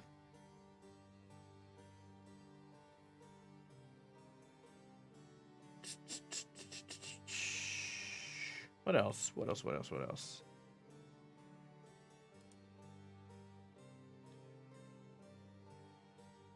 Origins of sentient oozes. I can't use sentient oozes. And I'll tell you why. In my world, oozes... Imagine if we get to 4,000. Look, I actually do have a threshold. And I am kickbacking if we hit to a certain point the rest of the materials. The reason I'm doing a Kickstarter at all is because I've actually recently done a $3,000 purchase of an animation for my channel. So I'm going to be getting back onto YouTube. And I've had like some of my favorite artists and animators make a intro, which has set me back quite a bit. This is a bid for me to try and get what I need to do this. But I do have a little bit of wiggle room, tiny bit of wiggle room, not a lot, but yeah. Where are my best ideas? Complete accidents, like my joke about beholders is now one of your favorite ideas. You know, that's what strokes of genius look like. 3,000. Wow, the animation's more expensive than I thought. Well, I mean, it's a two-man team, and the animation involves custom making a bunch of my iconic characters, many of which are... Actually, if you want to do... I mean, do you guys want to see the art, some of the artwork that this guy has already done, like, for some of my characters? And you'll probably see exactly why it costs that much. Let me know if you'd like to, and I'll show it. Otherwise, I'll keep going. Because I don't want to brag and, you know, hey, look what I've done. Aren't I a pretty smart cookie? Yeah, no, I'm, you know. Do you ever need to ask? Of course we do. Okay, let me show you the artwork here. So, this artist is a friend of the channel's, a friend of us, just a friend in general. His name is Tony Trona, and he has done just some amazing work with the people I've worked with and worked for in the past. Let's see.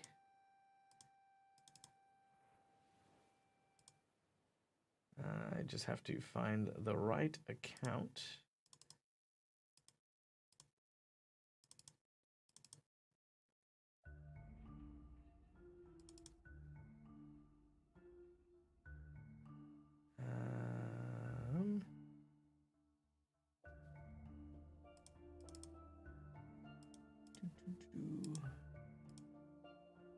pretty sure it's here somewhere.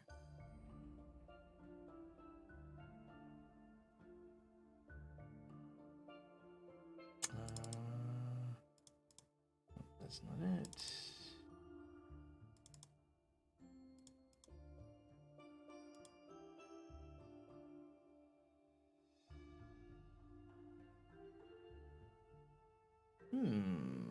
Where are you, you tiny thing, you?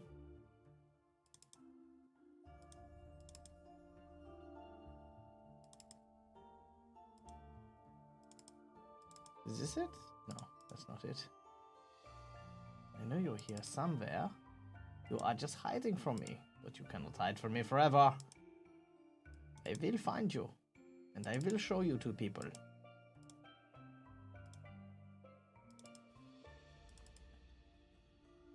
Is this where you're hiding?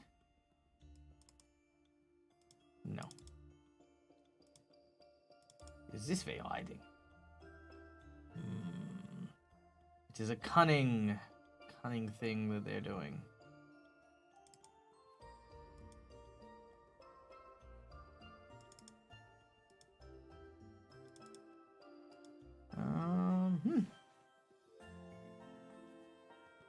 Where have they gone? I have a folder full of my retired characters and games and stuff. Unless it's in this folder? No, that's not it. Oh, here it is. Yeah, there it is. Okay. It is in this folder. Ha ha ha ha. Okay.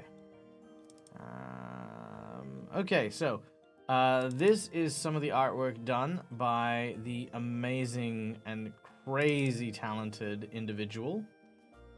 I'll show you a team where I'll show you a team one first.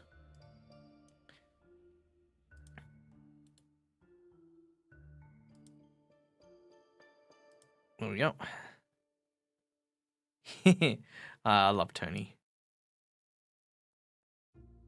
All right, so this was our cast for Descent into Avernus, which we actually played on the Twitch official channel.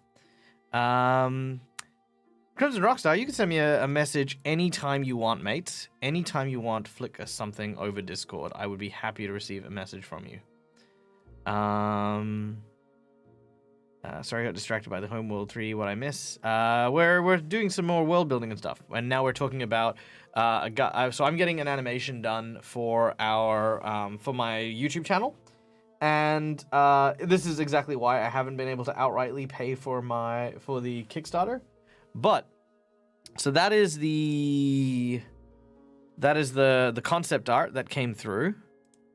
This was the first concept art he gave me, which I thought was amazing for my character, who is an anti-paladin dragonborn. So this was the first character he kind of gave through. I was like, this is just crazy cool. Loved this like so goddamn much.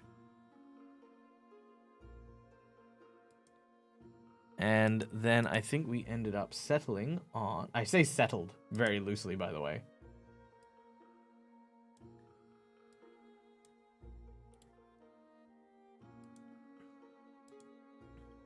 That is how we ended up. Yes, I am Yeoman Gale. My father, the Storm King and captain of His Majesty's fleet, spent many years traversing the tempests.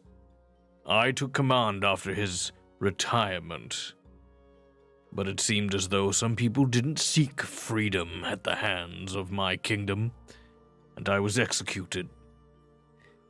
No matter. Avernus burnt hot, but my desire for vengeance and my drive to return to my rightful place was brighter.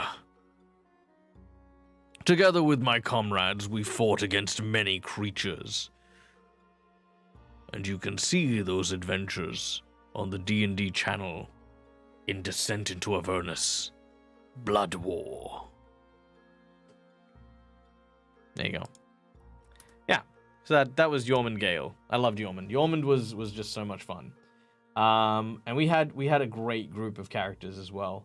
We had Madame LaRouge, which was Janet from World Anvil. Once again, as you can see, the beautiful Janet. We then had Nazaya, who was a orcish tiefling monk, played by our friend Myri from Germany. We love Myri, and we miss Myri very dearly. We then had Efik, or Istek, our elven warlock. She was a handful. She really loved her patron, and there were multiple times where we thought maybe she loved her patron a little too much, but we pressed on. Played by the wonderful Jenny. And then we had Thorne, who was our wonderful, brilliant character designed. This was played by a friend of ours, Mark, or Kaora, who's a map maker. And it was literally a treant or a dryad or some kind who actually got caught in a bushfire and then went mad. Or, so the rumor goes. Loved this character. Yeah, I don't know. I hope Janet actually has these stored away somewhere. Like I kept all the images because they just meant so much to me. These characters. But that was just one of the shows that he worked on. The other show that he did. Let's see. Okay, you ready for this? This was actually probably one of my big claim to fame. This was one of the most popular shows I was in when I first started streaming. It was Ghost of Saltmarsh, and we played a crew of pirates, and Tony drew the whole team here. Once again, you can see Janet. This is actually where we met, where Janet and I met, where she played Lahuna, the Paladin merfolk. Yeah, we had let's see, we had. Oh man, I can't even remember the characters' names. Oh, that's awful. I feel like I should. Do I have the... No, I don't even have the notes on them. Damn. Yeah, I don't remember. I remember my character. I remember the captain's name was Victor. I remember Janet's name was Lahuna. I remember that the kobold had a pet octopus called Pinky. But I don't remember Myri and Kaora's characters' names. But my character was this dude. Jaggerjaw. Yeah, mate. Name's Jaggerjaw. Big heart, big muscles, big teeth. Now listen, you might think that being a big, scary old great white shark means that all I want to do is rip your head off. But that's not true. You see, I'm the bosun and shipwright of our vessel. I like to put things together, not tear them apart. You got nothing to worry about. Not from me, anyway. Rest of this crew, however, wouldn't trust them as far as I could turn them into chum.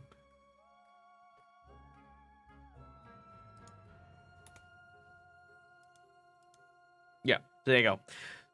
Yeah, so anyway, that artist, the brilliant artist that made that, actually also made an animation. And then his name is also... Hi, Zetax Sangi. Nice to meet you. My name is Michael, Dead Aussie Gamer. His name is Tony Trona. Tony Trona. There you go. And yes, he's a wonderful artist. And he is being commissioned to do an animation for me for my new channel. Is there a Weasel-themed race in any TTRPGs? I think I found one, but it's from a wiki page. Yes, there is a Weasel class race that is coming. It is from a thing called Delver's Guide to Beast World.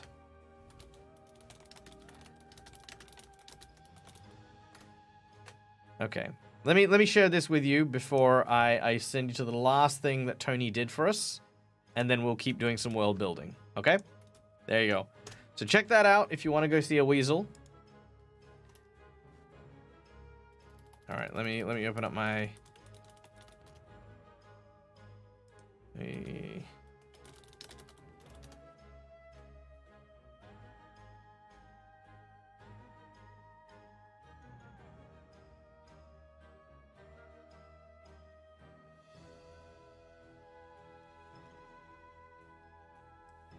Okay, here we go. Dungeon Fog.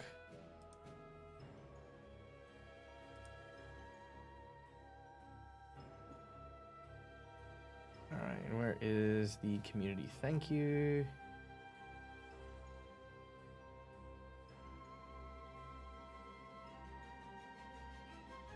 There it is.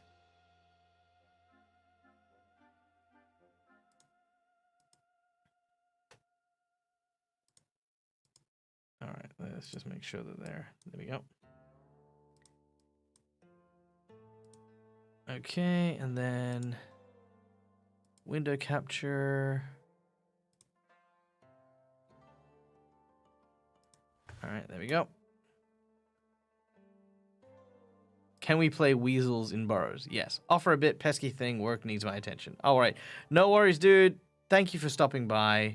All the love. Please have a wonderful, safe, and amazing day. We will talk hopefully very, very soon. Okay. So last thing here, let us check out the, okay, so Dungeon Fog is a great map maker's tool. Great for making battle maps, run by my very, very good friend Till. Yeah, just absolutely great. Anyway, Till asked me to do some voice acting for their like big ad and stuff like that. So Tony was brought in to make an animation here, and this was the animation. I thought it was breathtaking is not even the word. Breathtaking is like, oh my god. Okay, so here we go. Okay, let me turn the volume up here. So hopefully you guys should be able to hear it pretty well. Over there! We can't let him get away! Too late, fool! You will not escape! Us? What in the name of... Gary? I'm sorry, okay? I hadn't prepped this part of the dungeon yet. I haven't had the time. Want a beautiful map? No time, no skill, no problem. You need Dungeon Fog. Super fast, infinitely versatile, visually stunning, monthly content updates, massive community libraries, perpetually editable maps, shareable. Available now at dungeonfog.com. Bring it on.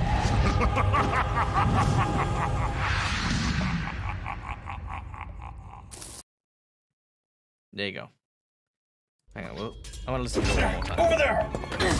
We can't let him get away! Too late, fool! You will not escape! Us? What in the name of... Gary?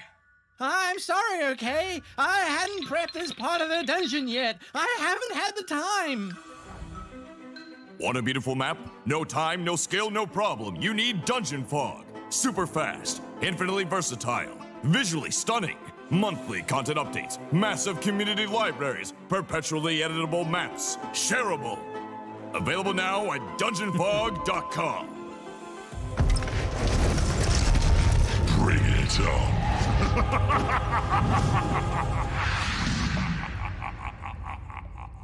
There you go. So again, that was the brilliant animation done by Tony Trona, who is going to be working on my intro for my YouTube channel. So yes, if you are wondering why it cost that much, that is why it cost that much, because he is phenomenal. He is my blue sky artist for everything I do. And yeah, that was the fact that he had time to do it for me.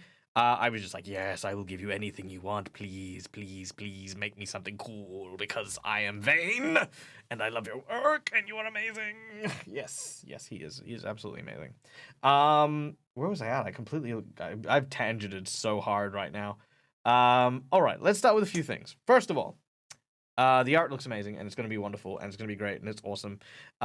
Which is why I am fundraising for the fundraiser, because if I want to troll Rob, unfortunately I can't from my own pocket troll Rob. Normally I might be able to, but alas, that is not the case. So I'm asking for our lovely audience to help me. Help me troll my friend. Help me forever bother him at work in slightly annoying ways. Because what better use of $5,000 is there than to partially annoy someone as troll worthy as Rob? Right? I mean, just come on. And secondly is because I'm using some of my own funds, and I'm making that. I'm making an animation, and I cannot wait to show you what we're doing. Because I'm very excited about it, because it involves a lot of the characters that I've played in the past. I will give you guys a bit of a teaser here. Salazar is going to be making an appearance in that animation as well. So if you have watched my appearance with Rob on the GaryCon game from last year, Salazar, the animated sword, is one of the things that might be featured. So there you go, a little teaser there, something. Awaken Ferret, yeah, there was lots of awaken spells for stuff in 3.5. 3.5 had so much cool stuff. So there you go. Okay, where are we at? Yeah, like I said, I got so distracted. We were talking about occultist characters. We were talking about the origins of magic in my game. We were talking about where they all came from. We have just finished talking about the arcane magics coming from elves, who now have an entire sexuality based upon the color of magic.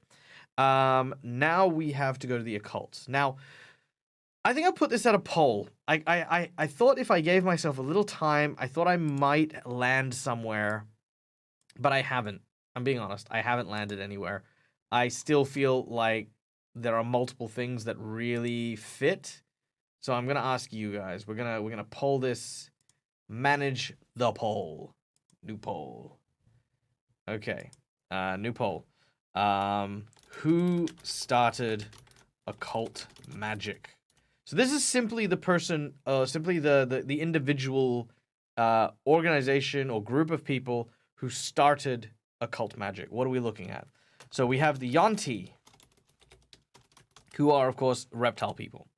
We have the Aboleth, who are the undersea kind of intelligent squid hive mind. A sentient disease. I like the idea of a sentient disease, not a parasite, right? Like not an actual physical thing, but like an amoeba kind of thing. Like the disease gets into you, and they only speak through the infected. That's kind of rad. I like that idea. I'm loving this idea more I say it. Like it's like almost like a fragment of that gibbering mass becoming a part of the world, which is kind of cool. Let's throw in giants. Why not? Like I think maybe cyclopses. Cyclopses could be a cool one. They don't really get too much attention. Someone said oozes before, but I think oozes and diseases we can kind of fit in the same category. These alien type things. Could we not combine diseases with one of the other options? Well, that's the beauty of it. Diseases would combine with a bunch of the other options. If you want diseased Yuan-ti, we have diseased Yuan-ti. You want diseased Aboleth, maybe diseased Aboleth, you know. That's the kind of beauty of it. Last one. Let's say, and by the way, there are no dark elves or dwarves or any of those. They don't exist in my world. And I'll explain why later. Where we're pretty close to where we wanna put that. Let's go with one more. What is occulty? The deep ocean. So we got the Aboleth. The Cyclopses for the Greeks. Yuan-ti for the Mayans. What other doomsayers float around the world? Can we not combine the disease ones? Okay. What about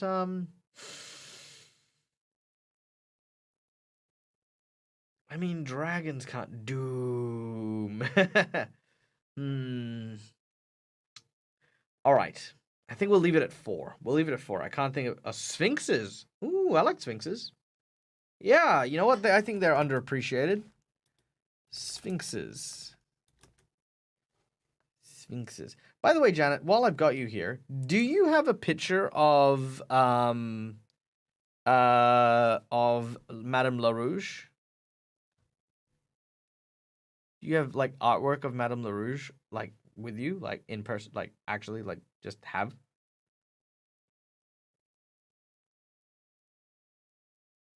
Mademoiselle LaRouge? Yes, oui. Do you have any pictures of Mademoiselle LaRouge? I'm asking because I found some that I have. No, I have the PNG. Okay, I'm gonna send something to you just because I was thinking about it, like, because we were just looking at them, and I was like, I don't know if you have the image that I have, so you know, just in case you don't, I'm gonna send it to you just because, yeah, you know, because we were just showing off, like, because I was just saying I don't know if I told you, Tony is gonna be working on my intro video for my YouTube channel, so when I start back up, I'm gonna have a shiny intro animation done by Tony, and so I was showing off some of his artwork. There you go. White Duchess coming in and evening us out with $26.30. Thank you so much. You are a wonderful and amazing human being. We have now up to $1,450 on our way to trolling the incredible and wonderful Robert Hartley GM. We are at 29%, which means, White Duchess, I will be making you a Hero Forge mini if you would like one. Throw in a description, a race, a class, and just kind of a version of like what you imagine this character to be. Like, are they like a noble samurai? Are they a whimsical bard? What kind of character you would like, and I will make one. Rob would want the math to work out. He would. He really would. You only had this one. Ooh, pokey poke. Have a look. Something lurks in the shadows, but you have no way to see it. What? Oh no. Yeah. Try again. Oh, it's not showing it to me. It is being coy with me, which is very on par for Madame LaRouge. I will try that again. No, I think it's private, but that's okay. It's fine. Yeah. But I sent it to you in Discord anyway, so if you don't have it, then now you have it. The Sentient Disease is where we've landed. Okay. Sentient Disease. Okay, so while we're waiting for the White Duchess to come by and let us know what she would like me to make for her, or them, I don't presume. Traditional Cleric, no one ever plays anymore. A human with armor and a mace. Ooh. Ah, so you've only got the headshot, do you? Well, there you go. Now you've got the full body shot that I've just sent you. Yeah, I've sent you a full body shot. Yeah, I say, I mean, I'm one of those hoarders. I kind of hoard all the artwork. I'm just like, ew, I keep this. But, you know, if you want, I could always ask, I would love to ask Tony for, like, some of his, I mean, if he still got them, for some of his concept art, because I think they were beautiful as well. They were amazing. But yeah. All right, so. Occult. After the... Let's see. After the defeat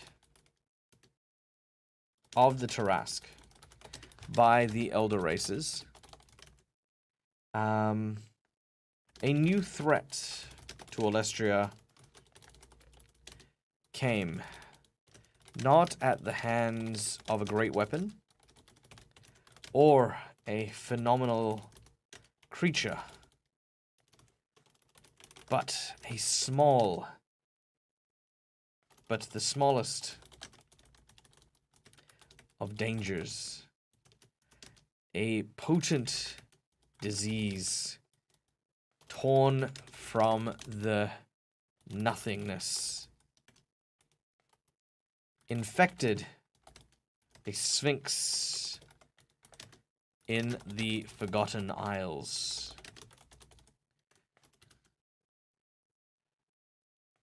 He became corrupt and formed a cult around the ziggurat, giving praise to nameless horrors that granted them unusual and terrifying powers. This was the birth of occult magic that strives for entropy. Ooh, the void plague. Torn from nothingness. Are we having a void plague? Kind of. So in a nutshell, the very start of the cosmos was nothing, was a thing called the nothingness that existed everywhere.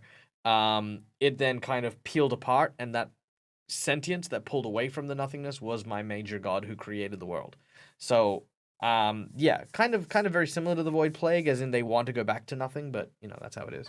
Okay, I have another meeting and have to bounce. Love you.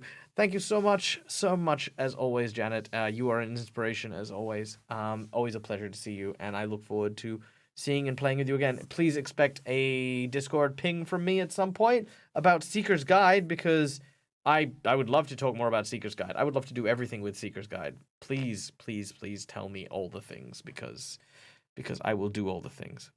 This is one of the most fun streams to hang out on. Aww. Shut up! You're not allowed to make me blush. You're not allowed to make me feel things. But thank you so much. And ladies and gentlemen, please go and check out the World Anvil Twitch channel as well. We're going to give you a quick shout out. Here we go. Go check out the World Anvil Twitch channel. It is a wonderful place if you want to get your world building chops up, or even just know more about the going-ons about World Anvil. Go follow the stream. It's very entertaining, a lot of fun, and it is a place that appreciates a good pun, which is always welcome and wonderful for me. Yes. Okay. Now that we've done the occult thing, let us look at our human cleric. Okay. So, human cleric, eh? Well, I think a human cleric definitely is a lot more interesting than people give them credit for. I think the simpler things are, the more elegant they are.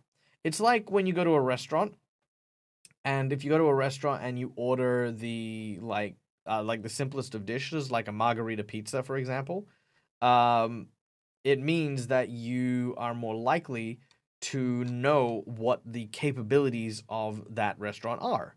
You know, if you order something really fancy and they get it wrong, you don't really know how good that restaurant is. You kind of know that they can or cannot make that particular dish, right? Which is also bad because it's on their menu. But I think that paladins, clerics, and the like, who are simple, the sword and board characters, the quote unquote simple characters, challenge us to take the simple things and make it something fun, something unique, something that inspires our characters and our roleplay. That's how I feel about it anyway. I mean, some of you may agree, some of you may disagree. So we're gonna be making this paladin. So I think the important thing to know, sorry, not paladin. We're gonna make this cleric. My apologies. I think the important thing with this cleric is to understand that the cleric doesn't necessarily need to, have all of the quote unquote clericness. You know, you don't need to have like this helm here. This helmet here, I don't know why it's basic cleric. But I don't want a basic cleric. I want to look at a cleric that's unique. We're gonna add a couple things here and there to make them kind of. Oh, that's kind of cool. I dig that. Maybe not. We'll see. The Viking cleric. A Viking cleric, in my mind, is technically a skald. Skald is a word, if you've not come across it before, of a particular type of barbarian who shares stories and tales. It is how they, basically passed on religion through the use of the skalds. Okay, all right. So we've got. I like this headband, this headdress. That's kind of really cool.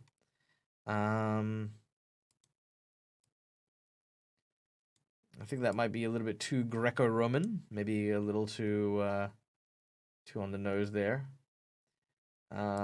See, too heavy armor, and we're kind of stepping into the paladin territory. So what we want to do is we want to find a nice medium, somewhere, not necessarily dress jacket, but like somewhere in the nice medium. Maybe some scale mail, maybe some of that. It's a little dweebish. It is a little dweebish. That's kind of cool, but that's very Asian styled, dwarven styles. Yeah.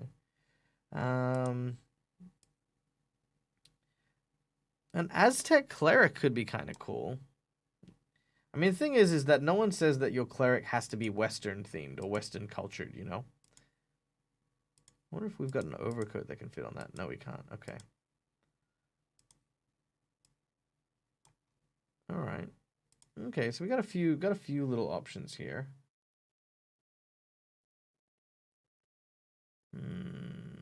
Okay. I think if we're going with that, let's go with... Does that have an overcoat? Ooh, it does. Okay. Okay, now we're kind of talking here.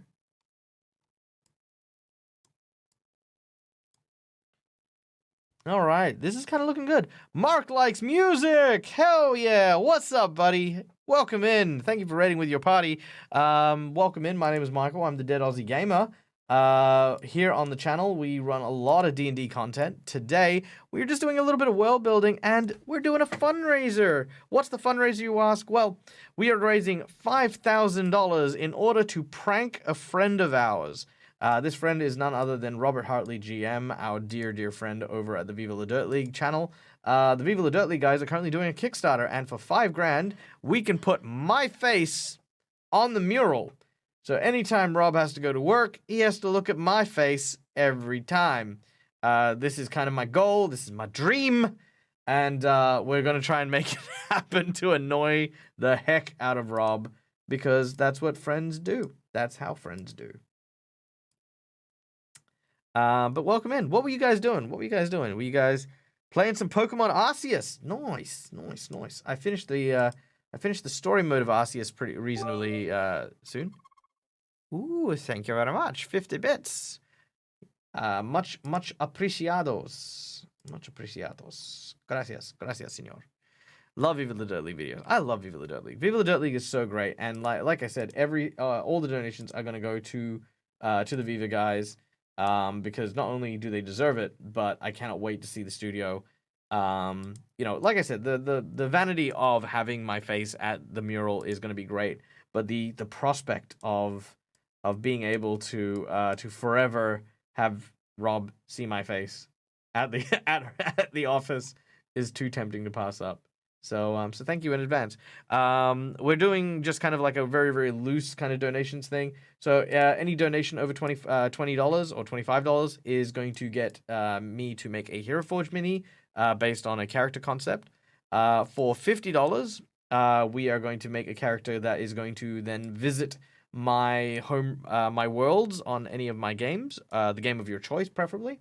And for the secret menu item, I'm going to be creating a character that becomes one of my multiverse characters, who not only visits one of my worlds, but will also be visiting a number of my settings, because they will be a dimension hopper. So I'll be using them on multiple occasions on multiple streams here and there. So there you go. Bandicoot, no worries. Have a look, and we will protect you. Protect Bandicoot. Protect. Yeah, protect you. 15. Did we do it? Did I protect? I protect. Yeah.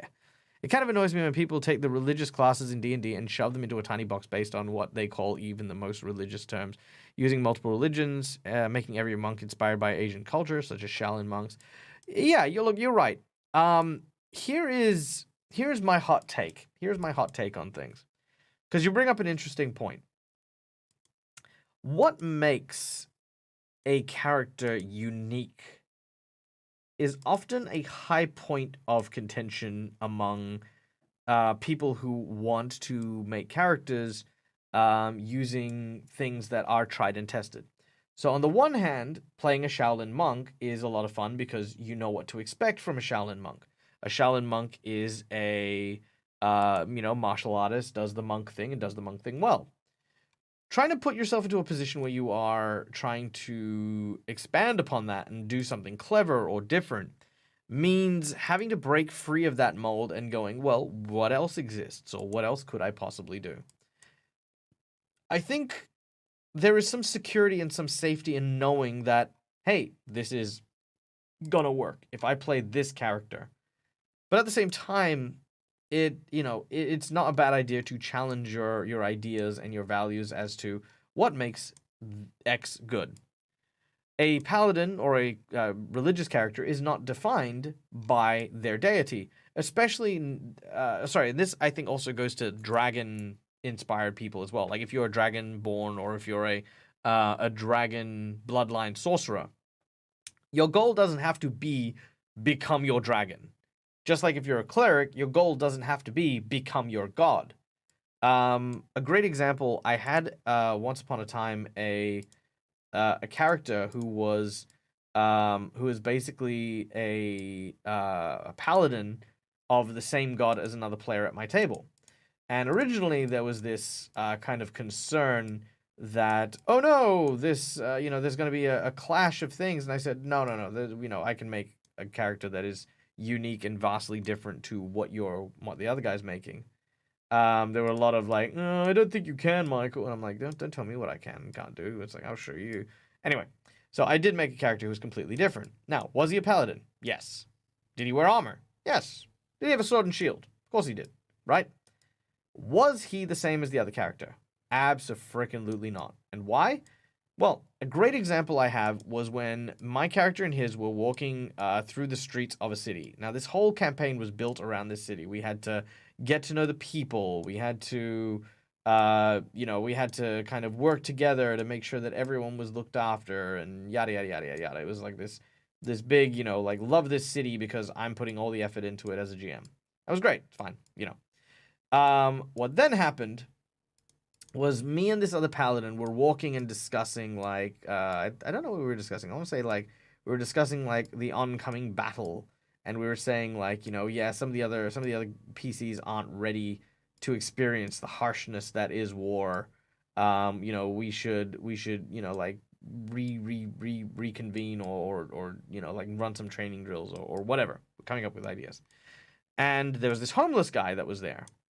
Now, the homeless guy turned around and was like, please, could you spare some money? I'm so hungry. And naturally, the other paladin turns around and he's like, yes, of course, you poor man. Here, please, take this money. And as soon as he did that, I took the money off and out of this guy's hat. And he looked at me shocked. He's like, what are you doing? What are you doing? And I said, get off your ass. Get a job, you homeless bum. Stop wasting your days sitting on the street corner asking for money.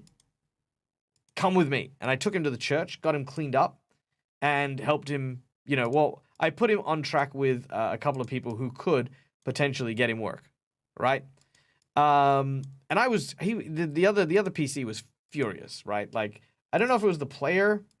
I'm pretty sure it was just the character, but, you're kind of like, me and the character never saw eye to eye from that point on. But it was a very clear difference. It was, no, my character does not believe in just handing out money. You are the paladin of righteousness and good. I am the paladin of community, protection, and commerce. And this guy is just a parasite. And there's no way I'm letting this guy sit around all day and do absolutely nothing and get paid for it. And so, yeah, that was kind of the nature of it. But it's a great example of how just with a tiny bit of creativity, you can take characters that look very bland or feel very, samey, and turn them into something amazing, something incredible. Just takes a little creativity. It takes a little risk, what happens if your paladin is not nice and knows it? It's not the fault of a paladin. No, my paladin's a good paladin.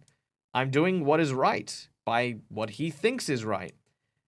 Is he being nice about it? No, but last I checked, the alignment isn't lawful nice. And that's kind of, yeah, anyway, that's my hot take. Dag's hot takes on on playing characters like that. It's just for the most part, just be willing to push those boundaries and try new things, because you'll never know what you're gonna find. Lawful God doesn't mean nice guy. Yes, just because you are a nice guy doesn't mean you are a nice guy, right? Yeah. Two paladins can share the same deity and be completely different characters based on exactly who's playing them. 100%. Yeah, totally. I do think that the base stats and characteristics of the monk and deity doesn't help at this point. Well, here's another catch with that, and I think you'll appreciate this as well. Is monks are about martial arts. Duh, Michael. Yeah, I know. Bear with me. Monks are about martial arts. Martial arts is about understanding how your body works, how your body functions. Does that mean you need to be a Shaolin monk? Of course not, right? There are tons of different types of monks that you can play within a RPG. I have played sumo wrestlers. I have played people who do karate. I've played people who are boxers. One of my monks was simply a homeless person.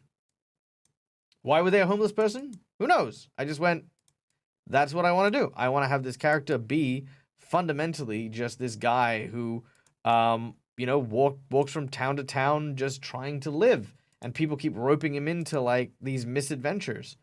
A monk is not necessarily just a kung fu master. A monk, martial arts is about finding your sense of self in day-to-day life. It is about that perfection within yourself. No one can take it from you. No one can give it to you. Ultimately, you are the one who motivates yourself forward. What is strength is one of the biggest questions that gets asked. What is strength? Is it the ability to lift a car?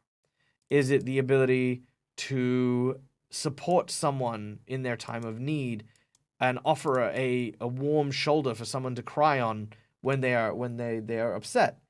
Strength has so many different meanings. And a martial artist is someone who understands that. Someone who understands that it is a life's journey to find this answer and to seek it out. And that journey never ends. Even after death, it never ends. Martial arts, for example, condones theft. What do you mean, Michael? Well, even the nature of the way that martial arts works is students learn and steal techniques from their master. That's the nature of it. You learn and you steal these techniques. That is why you spar with your trainer, right? Your trainer may teach you techniques like the basics, but they won't sit there and handhold you. At one point or another, you will fight your trainers, and you will have to figure out what they're doing. And that is the equivalent, in my mind, of you, quote-unquote, stealing their techniques. And there's nothing to be ashamed of for it. It's just something that is a part of it. All of these aspects of martial arts, I think, are things that people tend to gloss over and not apply when it comes to using a monk in D&D. They just kind of like, oh yeah, I'm a monk. I do kung fu. I have flurry of blows. Kaya, which I think is just a shame. Crying shame. Absolute crying shame.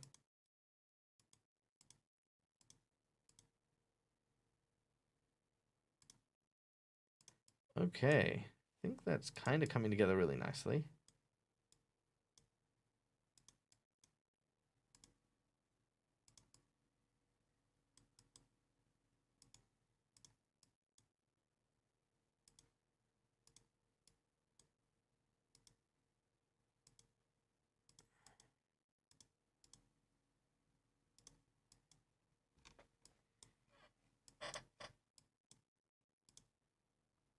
Gross.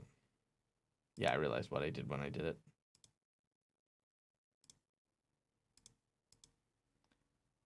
Flesh mace. Mace of flesh. Made of flesh. Yum, yum, yum. No. No mace flesh. Okay, there we go.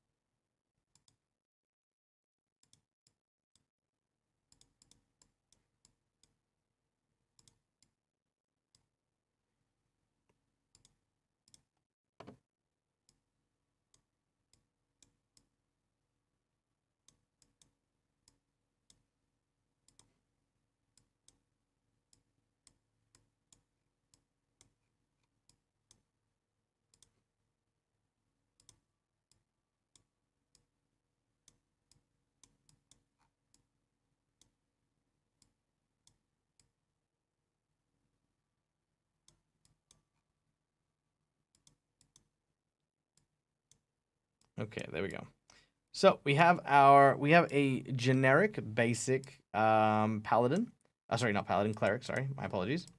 With a mace and a shield. So here's the interesting thing. When we look at a basic character, especially one that you know, a lot of people say, oh well, you know, it's a very basic person, right?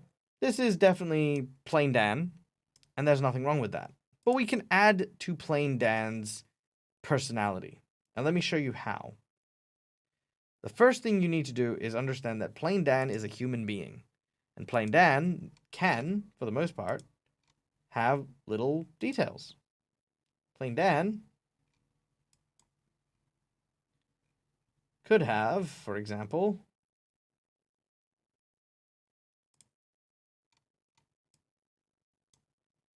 a scar. Probably not that big. Oh, that's actually pretty cool. I like that one.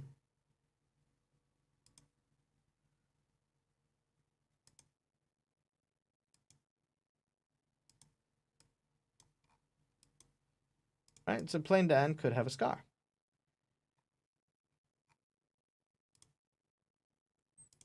And if plain Dan's got a scar, we could start playing around with things like what gave him his scar. Was he always a paladin? If he was a paladin all the time, oh sorry, was he a cleric all the time, or was he something else in a previous life? Was he a fighter? Was he a bandit maybe?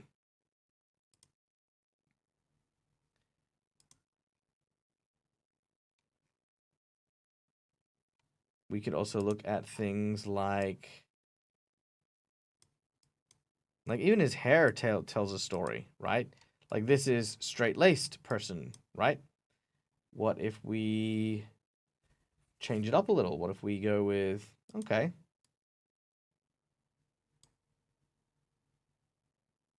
back in the day, this guy used to be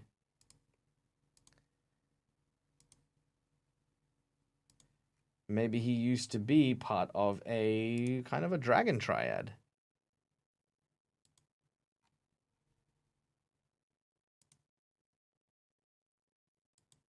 That could be really rad. So again, let's give him that scar. I like that scar. There we go. Then we give him that. Make sure that there's not too much details, because sometimes less is more.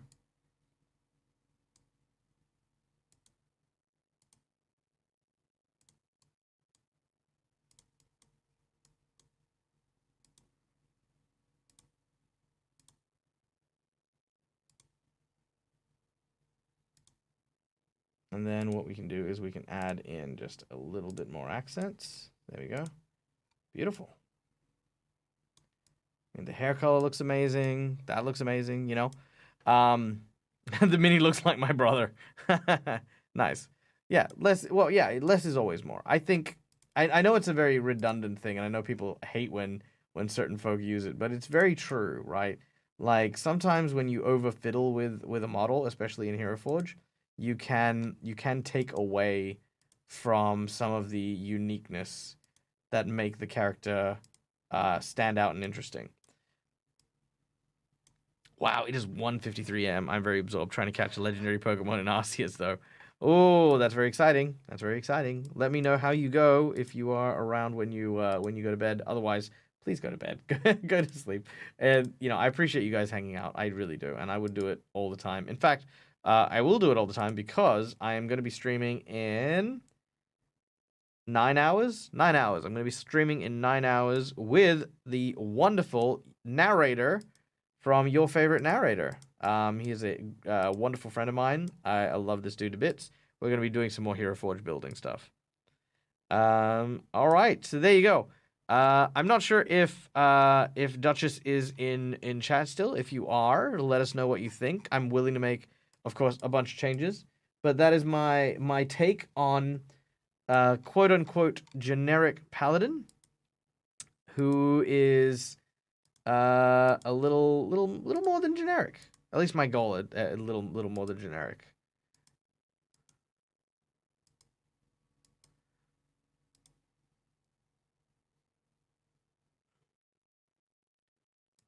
No, thank you so much, Mark. That's very kind of you. That's super kind of you. Yeah, like I said, I like generic. I like generic, and there, like I said, little details can just make things really kind of pop for characters like that.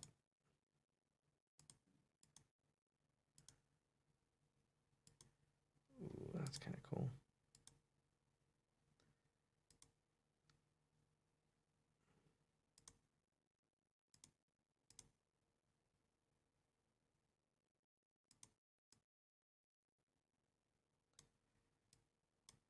Little scruff. Kind of like that. I like that he's energetic enough to be unique, but not unique enough to be energetic. Nice.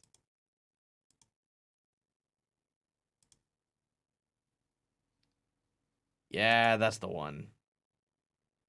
That's the vibe.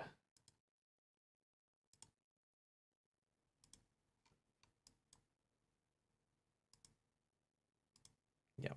Nice, nice, nice, nice. And then what we can do here is we can add in a little lighting effect.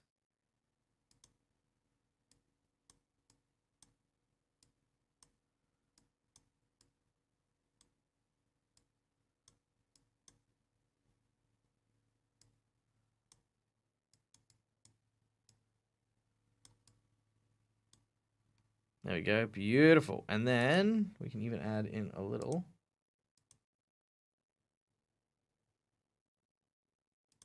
glow. There we go. Beautiful.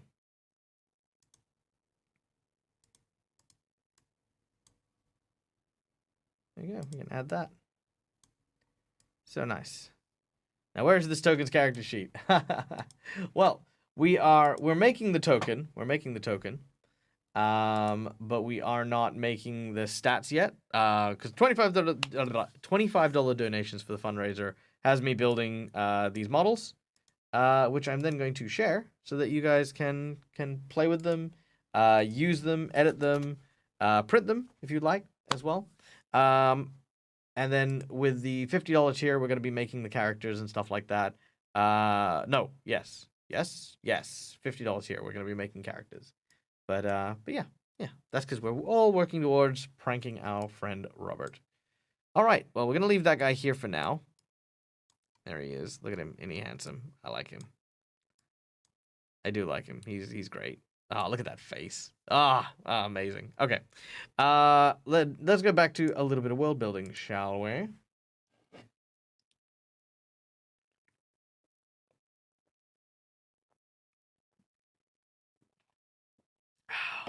Happy Light Cleric. Yeah.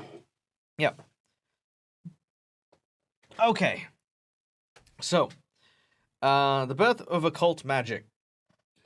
Disease came from space, infected a sphinx, a whole society of creatures under the pharaohship of the sphinx ended up falling into the cult and has created an occultist magic, which was there where it kind of bloomed from.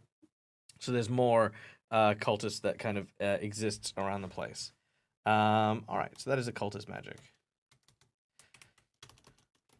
Now, if you have any questions about magic in my homebrew setting, or if there's anything you think I should be focusing on as a question, feel free to throw it out in chat there, and we will continue to talk about it. All right, so we've done Arcane Magic, sources from the Elves. Primal Magic, source from nature.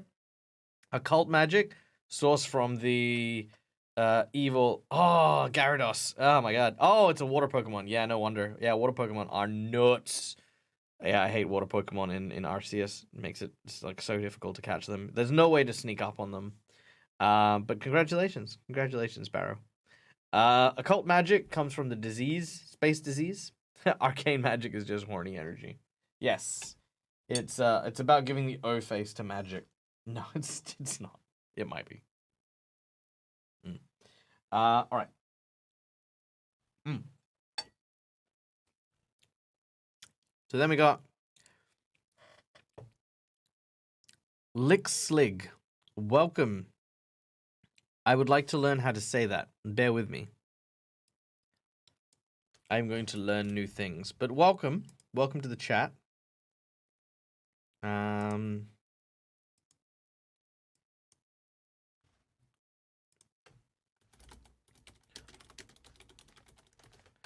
Let's see. Katakana to English converter. Here we go.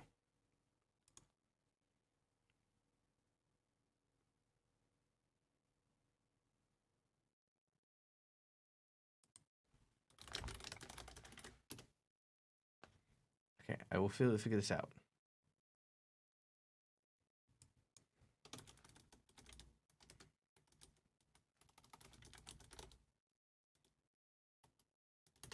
I will figure this out.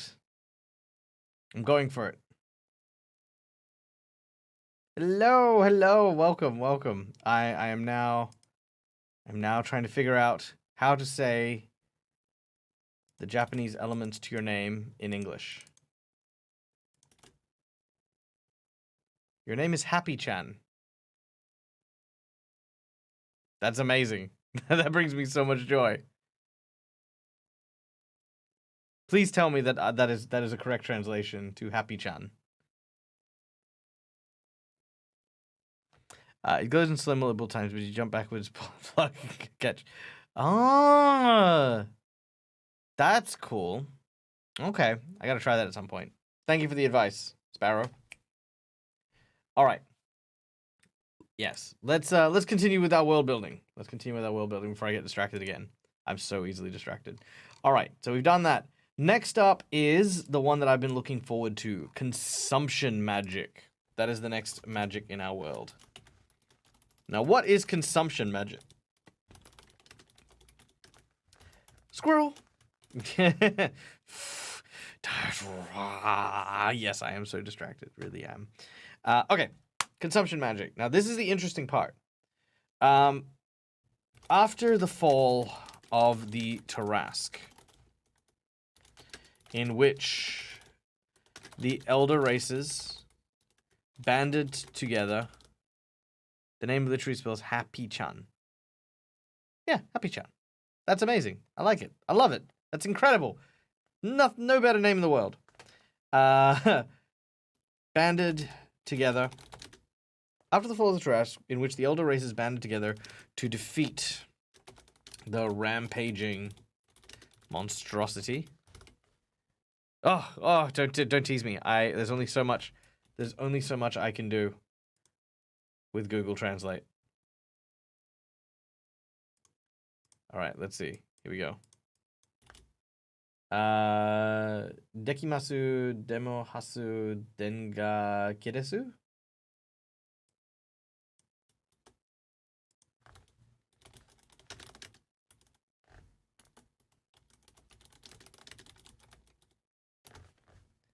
That translates to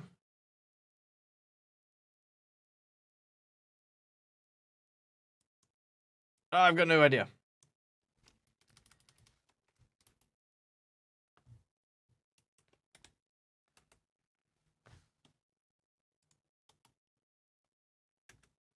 Need to practice my Japanese.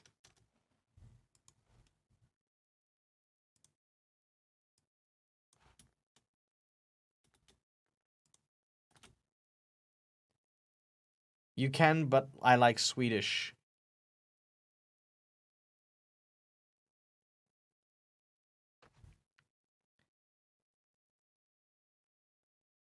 Oh, you like Swedish. Okay, I like that. I'm trying. Look, to be honest, I really should be learning other languages, and I love Japanese as a language. I love French as a language. I love Russian. I love German, and I wish I spoke any of them. The only thing I know how to say is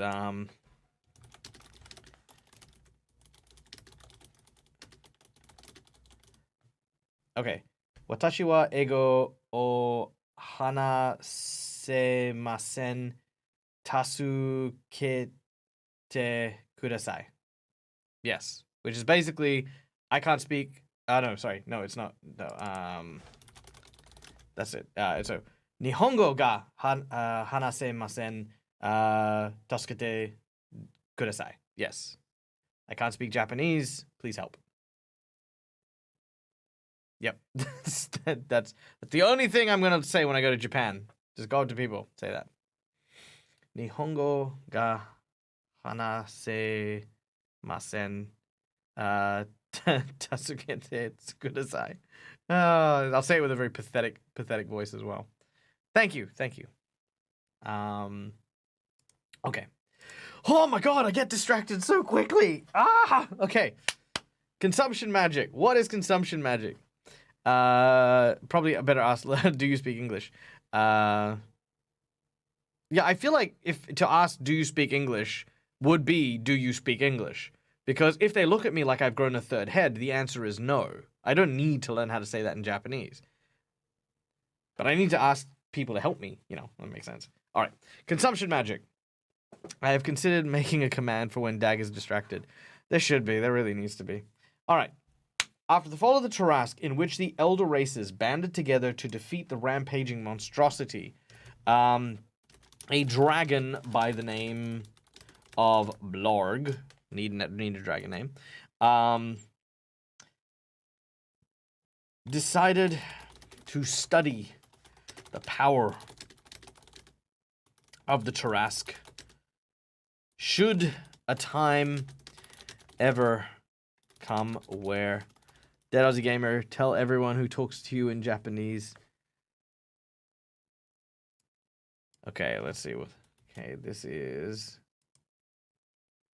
Tell everyone who talks to you in Japanese.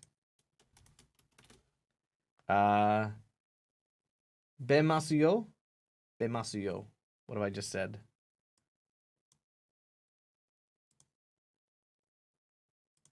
Bemasuyo. I'll eat Japanese people. Nihonjin tabemayo. Nihonjin tabemasuyo. That's amazing. That's amazing. I actually understood that. I actually knew what that is because I know Nihonjin is Japanese. I know tememasu is like to eat something. That's one of the connector words. Can speak in English. My name is just translation from katakana to Swedish word. Okay. Well, there you go. Hey, Phoenix Iwaki. Welcome in. Phoenix Iwaki. Is this... Okay, first of all, Phoenix, did you know we were just talking about Japanese? Like, do you know we were just talking Japanese? Is that why you came in? Did someone let you know? Hey, come in. Mike's speaking Japanese. You know, you should come and make fun of him as well. Is that why you're here? Maybe not. Welcome in, everyone. Guys, my name is Michael. I'm the Dead Aussie Gamer. What shades of Japanese, right? What is the shade of Japanese weird? Well, we've got a new fan who's just come in. This is Happy-chan. And we were just talking about how I wanted to speak Japanese. And we were looking at how I pronounce things. And I'm not doing too bad, apparently. So there you go. This is the third time I've ended up in your stream. Yeah, that's true. It's all the cool kids end up at Dag's house. That's how it is. That's how we go. I find you from Pirate Shack campaign. Oh, that's awesome. You're like literally from like Ghosts of Saltmarsh? That'd be amazing if you did. I mean, holy crap. That goes back. That goes back a while. All right. I'm not going to be distracted. Let me try this. First of all, ladies and gentlemen, boys and girls, thank you for joining us from Phoenix Iwaki's channel. Phoenix Iwaki is a wonderful streamer who does a bunch of great, wonderful, and amazing TTRPGs. If you've ever wanted to support the RPG community in a good way, go and follow Phoenix on his channel because Phoenix does great charities, hangs out with amazing superstars and rock stars all on his channel. Wonderful, wonderful person there. What I do here today is we are just doing some world building on World Anvil. Because we love World Anvil. World Anvil's great. And we are going to be raising money, which we can see down here. We are raising money for a fundraiser. It's a fundraiser where if we get to the $5,000, when Viva La Dirt League builds their new studio, I'm going to put my face on a mural wall in front of Robert Hartley, GM's office. So anytime he goes to work, he has to see my face, which will prank him every single time he goes to work for the rest of the time he works with VLDL. That is my goal. That is my dream. And you can help this little boy's dream come true by donating and helping us out and helping troll a person who so sorely deserves everything that comes to him. It's all with love, of course, but yes, that's what we're raising money for. Ta-da! All right. What are we building? We are actually building the magic of our world. And we are just about to talk about one of the unique types of magic in my world. He's gonna quit the next day. He's not. You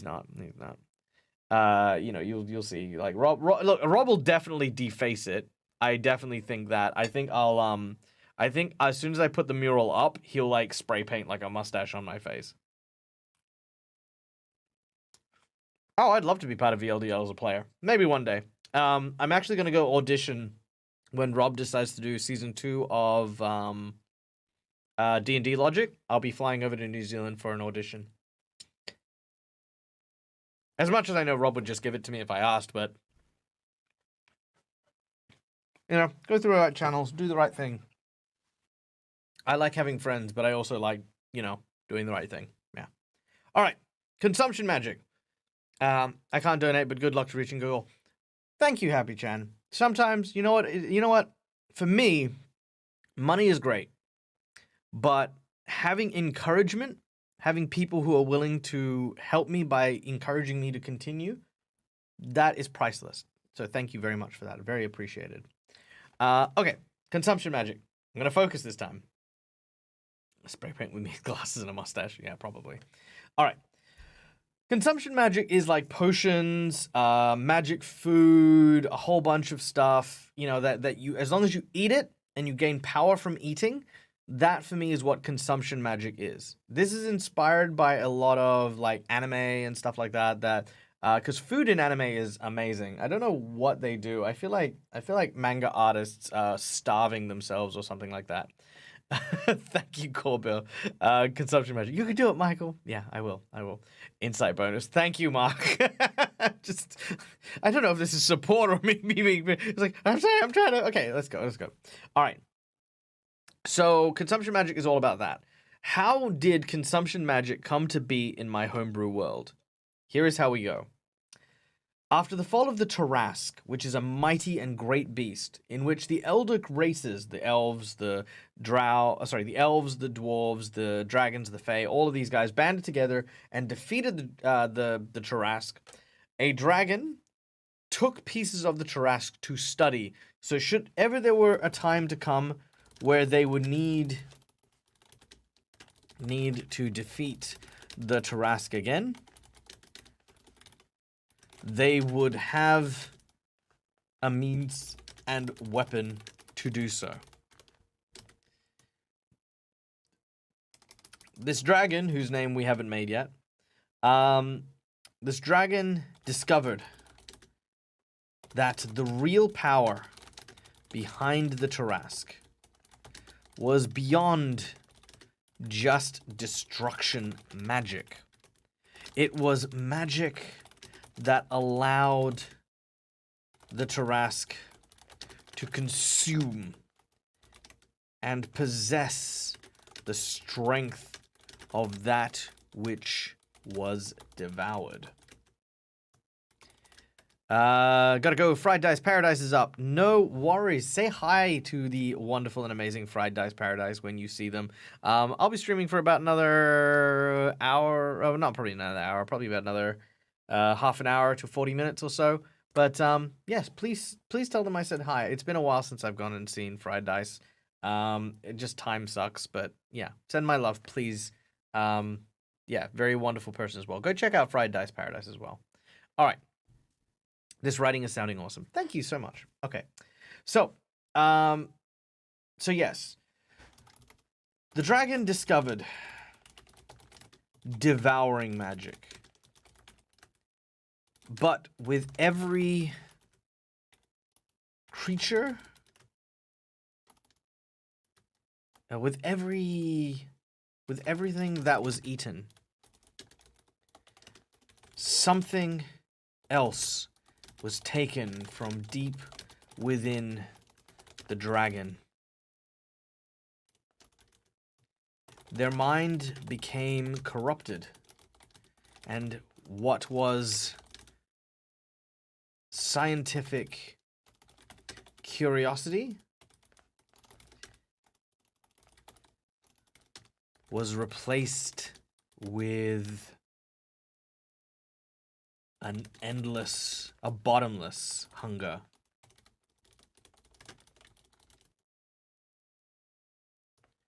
The dragon wrote one tome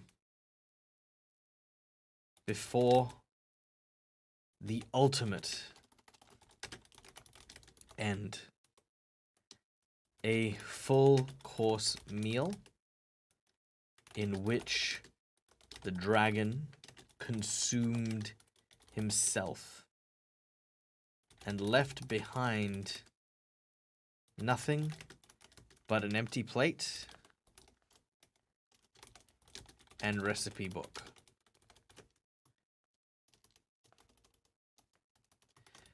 The knowledge and practice of devouring magic was lost for a time until the humans uncovered the research notes and applied it to what would one day be called alchemy.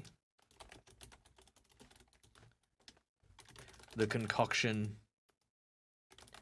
of potions and magic oils for consuming in order to gain temporary powers would be called consumption magic.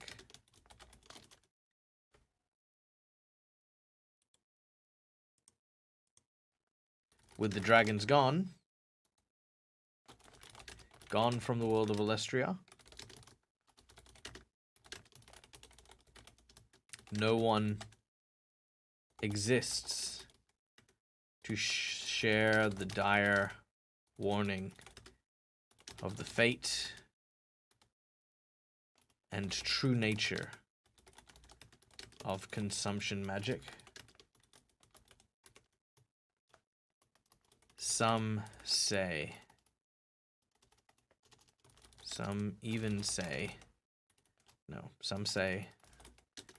that one day the world itself, one day consumption magic will lead to the revival of the Tarask and begin the end of time, the end of the world. Okay, so that is consumption magic. Is this going to be on World Anvil to read when you complete? Yes, it will. So I'm writing my notes here on World Anvil. It is currently hosted by my dear friend Laura Bones, who is working as my editor and someone who is helping me kind of consolidate my ideas. She's a wonderful and amazing human being. And then once we're done, I'm going to be releasing portions of it to the public, and then I'm going to be trying to hopefully one day publish my own campaign setting with a little bit of help. We'll see. But yeah, for now, if you want to catch the streams, we kind of just hit little bits and pieces and we uncover more and more. But yeah, that's mostly it. Now, here's another really interesting element to consumption magic. For my campaign setting, for my world, let me actually show you this picture of my world. There we go. So this is actually my my campaign setting map. So there you go. So right at the top of my world, right, you can see Aldridge is kind of one of my major cities, which eventually leads up to the Dwarven Male, which is the area for the fairies, the Iceborne Furrows, which is my massive like icy kind of areas. Eventually, you come to this area here, which is all ice and little shards of this very, very interesting blue. Now, the interesting thing about consumption magic is that consumption magic is based off the Tarrasque's hunger. And not many people understand what the Tarrasque's hunger looks like because, it was generations ago.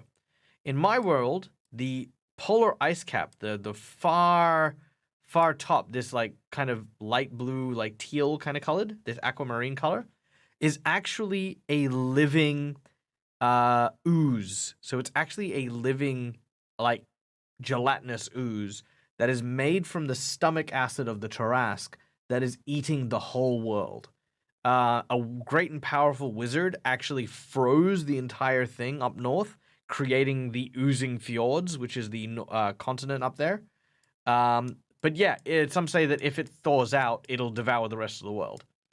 So that's kind of like consumption magic is just a massive, massive element to my setting and what I want to do. So everything is about being eaten and gaining power. Even the world is getting eaten. Like that's kind of it. Okay. Which leaves me to the final magic, Dusk Magic.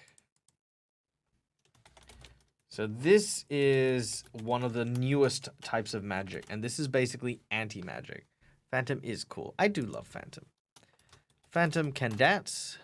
There he goes. Look at him go. Whee! Phantom can eat. If you donate to him, whoosh, yum. And Phantom can attack when people are in chat, and we have bots in chat.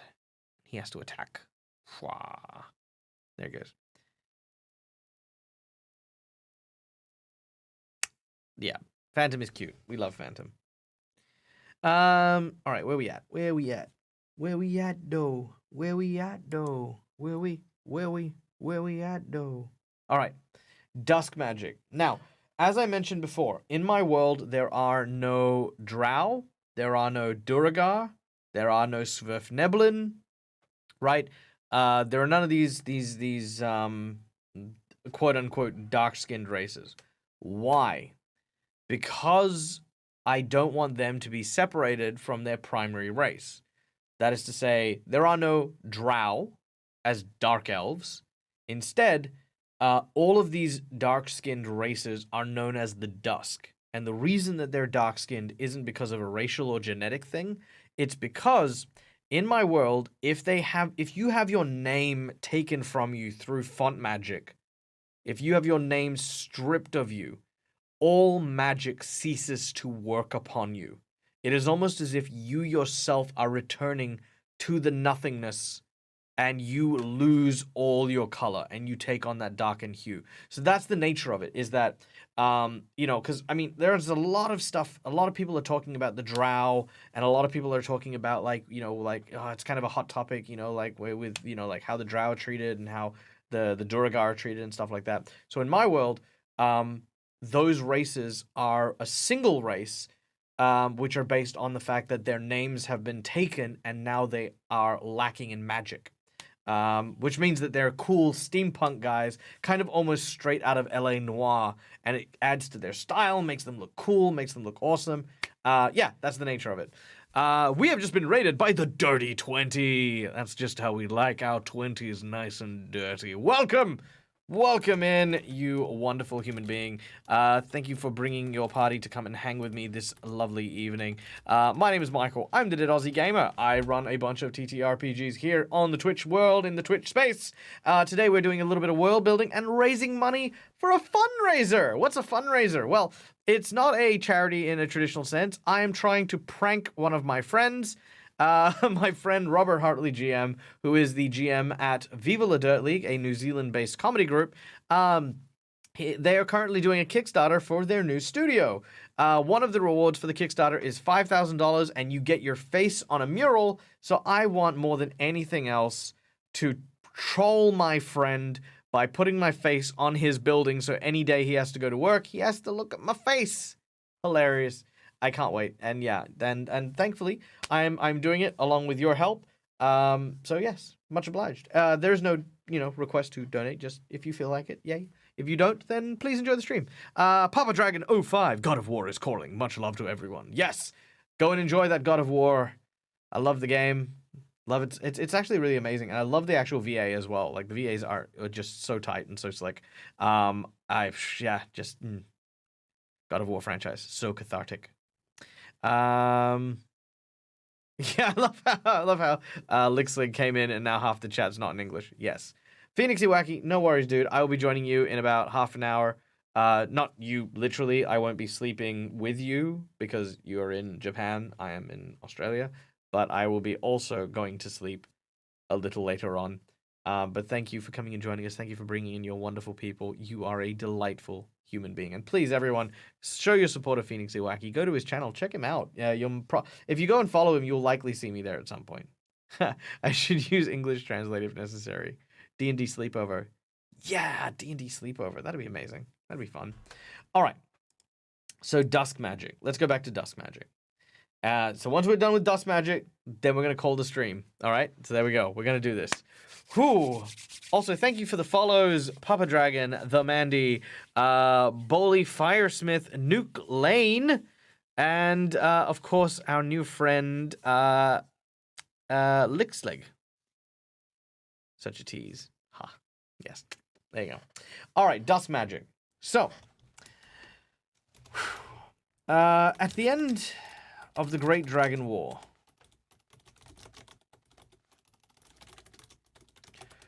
humanity began to settle into the world without their slavery to the great reptiles.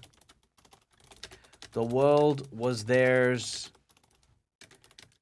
to explore.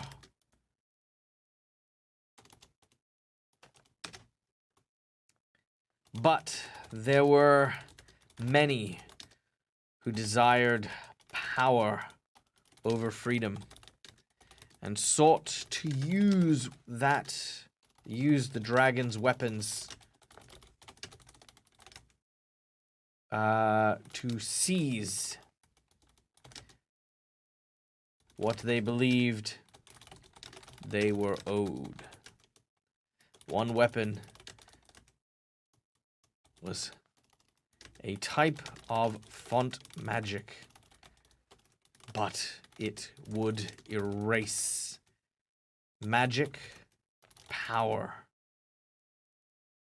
minds, and even someone's name.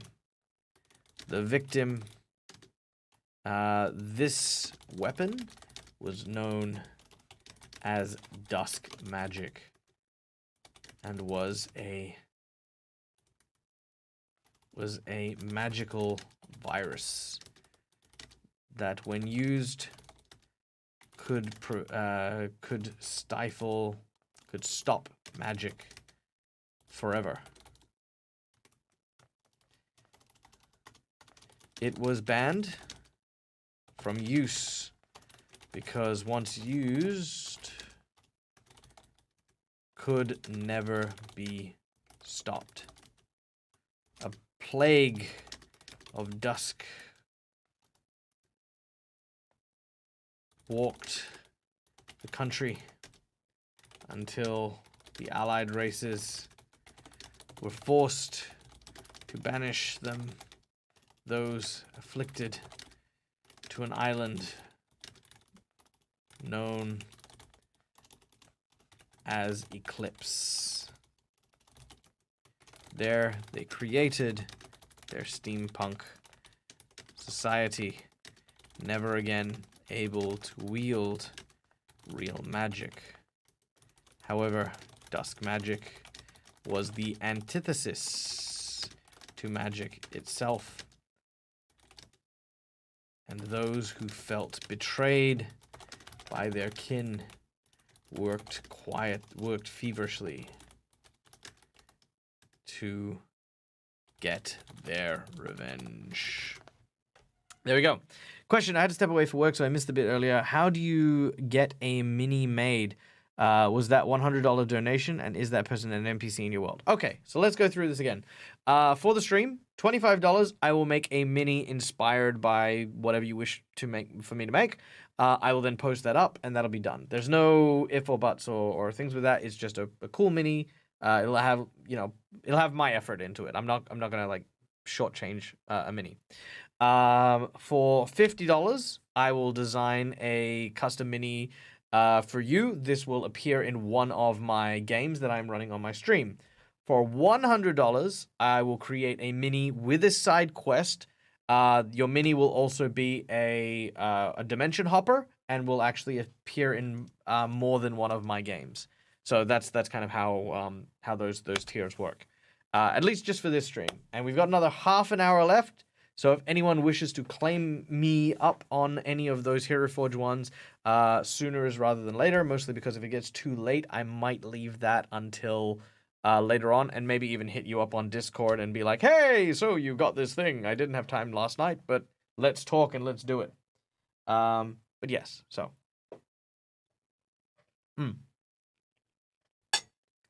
Got the last legendary. That crit barely one KO'd. Nice. Mwah, beautiful. It is the magic eraser. It is my anti-magic. So, as we were loosely saying, right? What's happening there? Weird. Cries in broke. Cries in broke? I don't know what that means. So yeah. I think I'm trying to word this correctly, okay? So understand that I mean this is all coming from just a logical and an exploratory place, not any kind of racial place or political place. Hey, anonymous gifter gifted a tier 1 sub to Weasel Queen. Thank you, anonymous gifter, you anonymous and wonderful person. Weasel, please enjoy your new plot of land here in the crypt. Enjoy all of your new raid emotes, and of course, I look forward to the day where you arise as a member of the Legion. Unless you already have, which I think you have. I can see a skelly arm, which means that I think you've already risen. So congratulations. There you go. I think supporting the stream with boosting subs, hosting helps just as many as donations because showing more people. 100%. Absolutely. Badoof. Badoof. Badoof. Yes, it 100% does. Okay. So let's talk this. Let's hit this serious button. Dark elves, dark dwarves, dark gnomes, whatever you call it. There's always going to be a moniker of the racism origins. You know, whether you believe that they originally had racist origins or not, that's inconsequential. The idea of black or dark skin equals villainous is something that I want to challenge. For no other reason than we live in 2022. We don't need that to be the thing anymore, right? So for me, I look at it and I'm like, okay, well, what if the Dusk are simply devoid of color?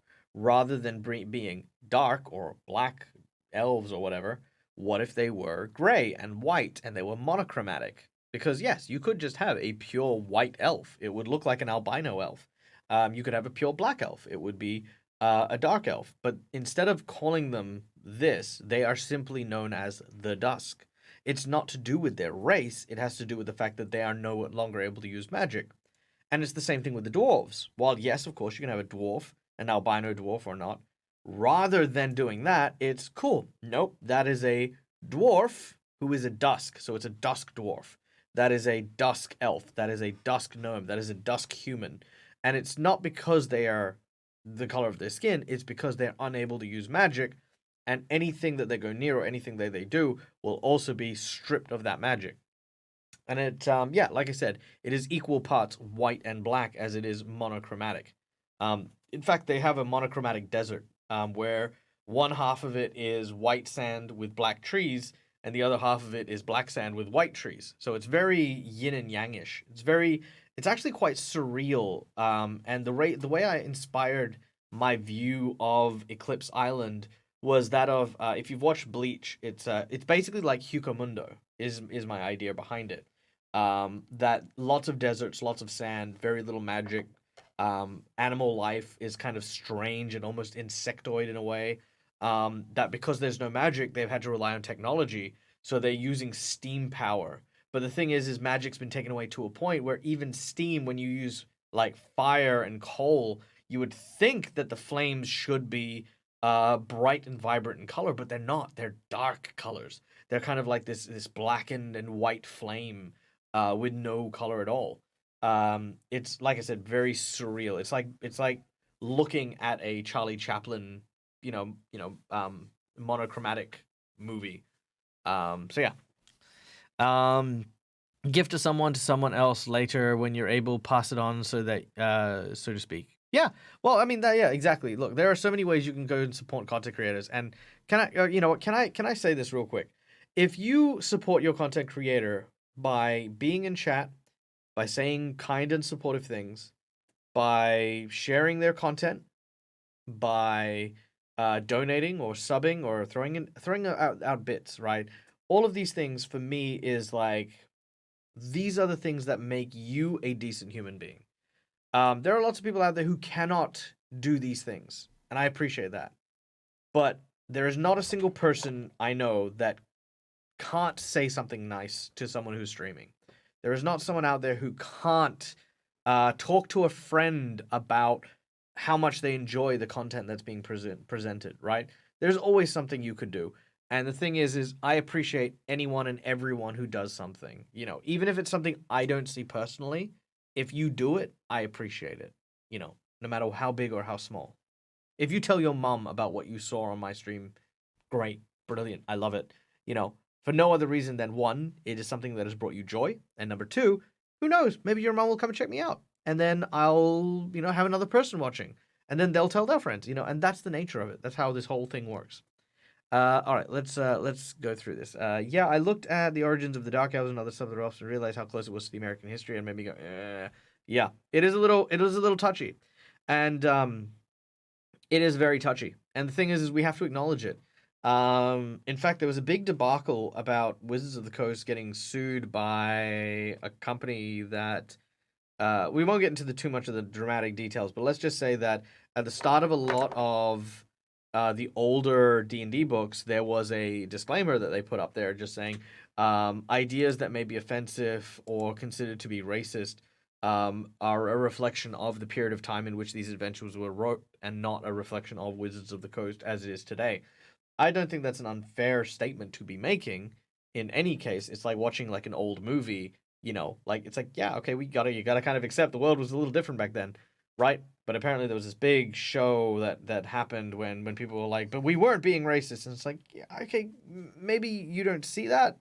Maybe you weren't, who knows? But nonetheless, having that as a warning is not a terrible idea.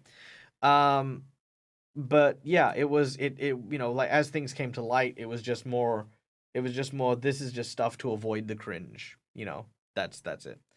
Magic is linked to light, so those who are afflicted with the dusk magic void, therefore light cannot escape their being. They're black due to the lack of reflection rather than the pigment. Yeah, very much so. That's why they are actually called the dusk, because light has difficulty leaving the area. Even the ones who are albino and white, the dusk is kind of like this kind of shade that always follows them. It's a dullness of the world around them. Doesn't matter if they're black-skinned or white-skinned, it has that same kind of impact and effect on everything around them. It actually does, and actually let me pull up the map again real quick. It actually does impact the world itself. So it's not just it's not just there. Like here, you can see the burning shore, for example. That is where the Dusk have staged their first attack on the areas around since they were banished. And it's called the Burning Shores because when they landed, their footsteps literally drained the magic from the sand itself, and now that area there is an anti-magic field. So that's one of those kind of like, yeah, things are becoming dusky. Things are becoming like kind of not as vibrant. If flame has no color, is it cold? Dusk flame is like anti-magic flame. It is hot. It is hot to the touch. It functions more or less exactly like fire. But I guess the difference is it's a lot more dangerous as the things that it burns technically, again, no longer are magical. So if I have a black torch and I set fire to a building and that building's filled with like magic swords, those swords are just, dusk swords by the end of it. And that's, crazy. Sucks, but you know, that's how it is. It's why it's very dangerous, and it's why the embargo on Eclipse Island is so important. In fact, the merfolk in my world, because like I said, there are several ancient races. The dragons had left. The dwarves are fighting the Goliath. The elves are just being all pompous and living on their little private island. The fairies have basically gone, yeah, no, peace, we're out. The dryads are protecting the world as best they can. What was the other one?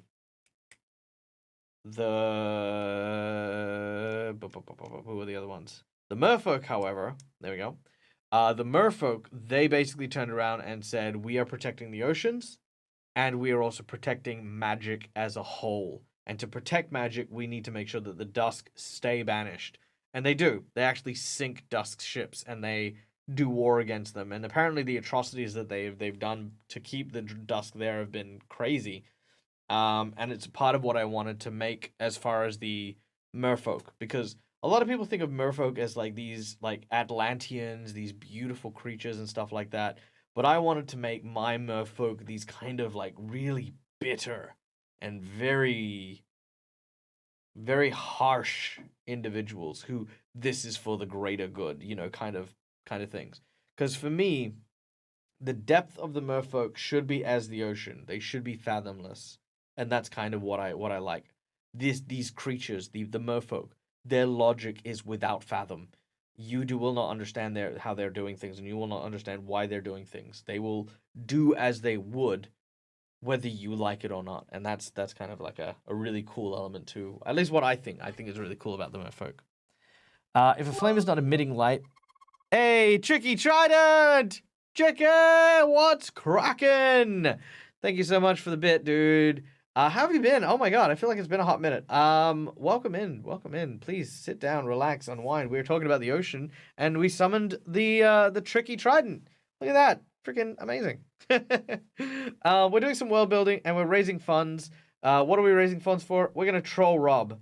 Once we get to 5,000, I get to put my face on the Viva La Dirt League studio when it gets built, and that's what we're doing. So Rob has to see my face every time he goes into work. That's the essence of it. If flame is not emitting light, then you should really avoid it. Yes, 100%. Black or pure white fire is supposed to be the worst fire. Avarian, you can flip over the idea. Light is entirely reflected, therefore it appears completely white. Ooh, that's cool. I popped back in from work just in time to see the Cleric Mini. Thank you for making it. No, thank you, White Duchess. Let me share that with you. I hope you enjoy it. Again, like I said, the idea here is I wanted to make something that was unique, but at the same time, still followed those kind of basic views. I thought with this character, having that kind of complex past, you know, maybe this person used to be a bandit and saw the light. Like, I mean, look at this guy's face, right? This guy screams to me like someone who used to live a bad life. Lived with bandits, didn't know what he was doing with his life, and then a group of adventurers beat the snot out of him and showed him the light, showed him the way, and he decided, you know what, I am not going to steal from the poor anymore. I'm going to dedicate my life to something better and bigger than me. And he took up the mantle and has become a paladin, you know. And I like that idea. You know, that was my thought anyway. Maybe you like it, maybe you don't. I mean, I hope you like it. Weasel, sure you weren't being racist for the time, but now that doesn't really work. Yeah, exactly. Yeah. So, I hope that they resolve whatever the Wizards of the Coast guys are doing. Because again, like, it's not even an accusation; it's a admission that things were different. That's all. You know, and people should just embrace that. Great example of support. Hey Dag, it's really inspiring how much passion you put into what you do, and it invigorates me to pursue my own passions. So thank you. Oh, Petty, thank you so much. Like, I honestly, the thing is, like, Dread, I think says it. See, here's the thing. Me, Dread, and Rob, why do we work together? I mean, let's get real. Let's get real here. I'm gonna put some music on because if I'm getting real, I'm gonna put some music. All right, here we go. Okay. So here is my real take, right? Me, Rob, and Dread. The three of us could have been completely individual, but each and every one of us make the others better. in different ways. And that's the crazy thing. We're so different. We have different passions, we have different desires, we have different lives, we have different styles. But like one thing for me is I have learned how to love myself a lot more since meeting Dread, right? Because when I met Dread and the way that he speaks, not just to me, but he speaks to his fans and things like that, it made me want to do the same thing. It made me want to encourage people and inspire people to follow their passions because I want people to do that for me. I want people to inspire me. And Dread let me know that it was okay to seek that out, to find that. But in order to do that, I had to be willing to give that. I had to be willing to inspire others, and I want to do that, you know? Like, that's why I love hearing about your projects. It's why I'm pretty sure you guys notice I make friends with so many different content creators and people because I want their passions to succeed, and I will push for their passions to succeed, you know? Robert showed me that, you know, you can have bad days, right? But you can twist those and turn them into a strength. You can make, you can take things that should be kind of bringing you down and ride it like a wave, you know, and make something better for yourself. He showed me how to laugh at myself and some of the silly things that used to bother me and used to kind of bring me down, and it's wonderful. He also shows me exactly the kind of capabilities of the type of GM that I definitely am not, but he shows me what strength lies in the skills that belong to other people.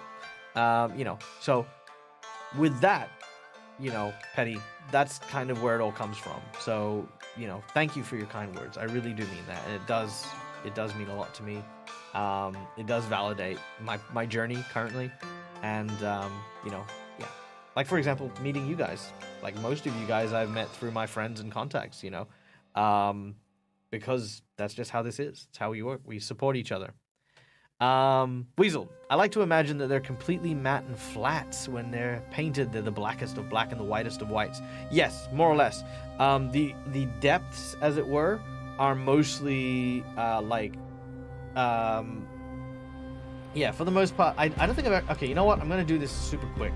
I've never actually made a dusk. So I think this is the easiest and quickest way for me to make one. Let's go here. Let's go with...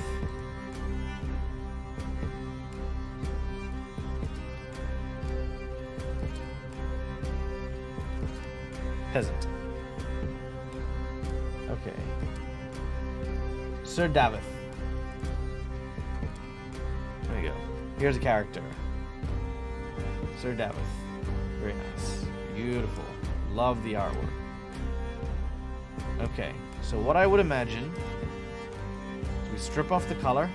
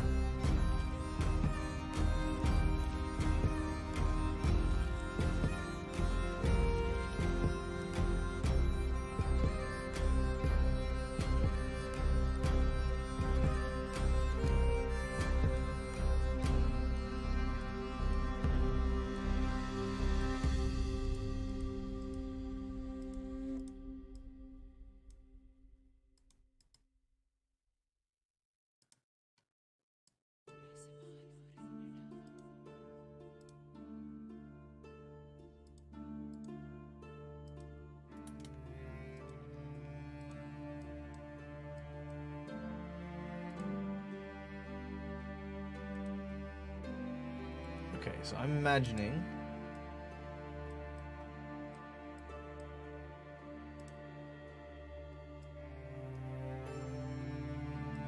something like this. So something like that. Not this, right? Not exactly this. But this is what I imagine the dusk to look like. These husks, these, you know, like magicless, pitiful people. But the thing is that they are still people. They're not unintelligent. They don't become mindless zombies or anything like that.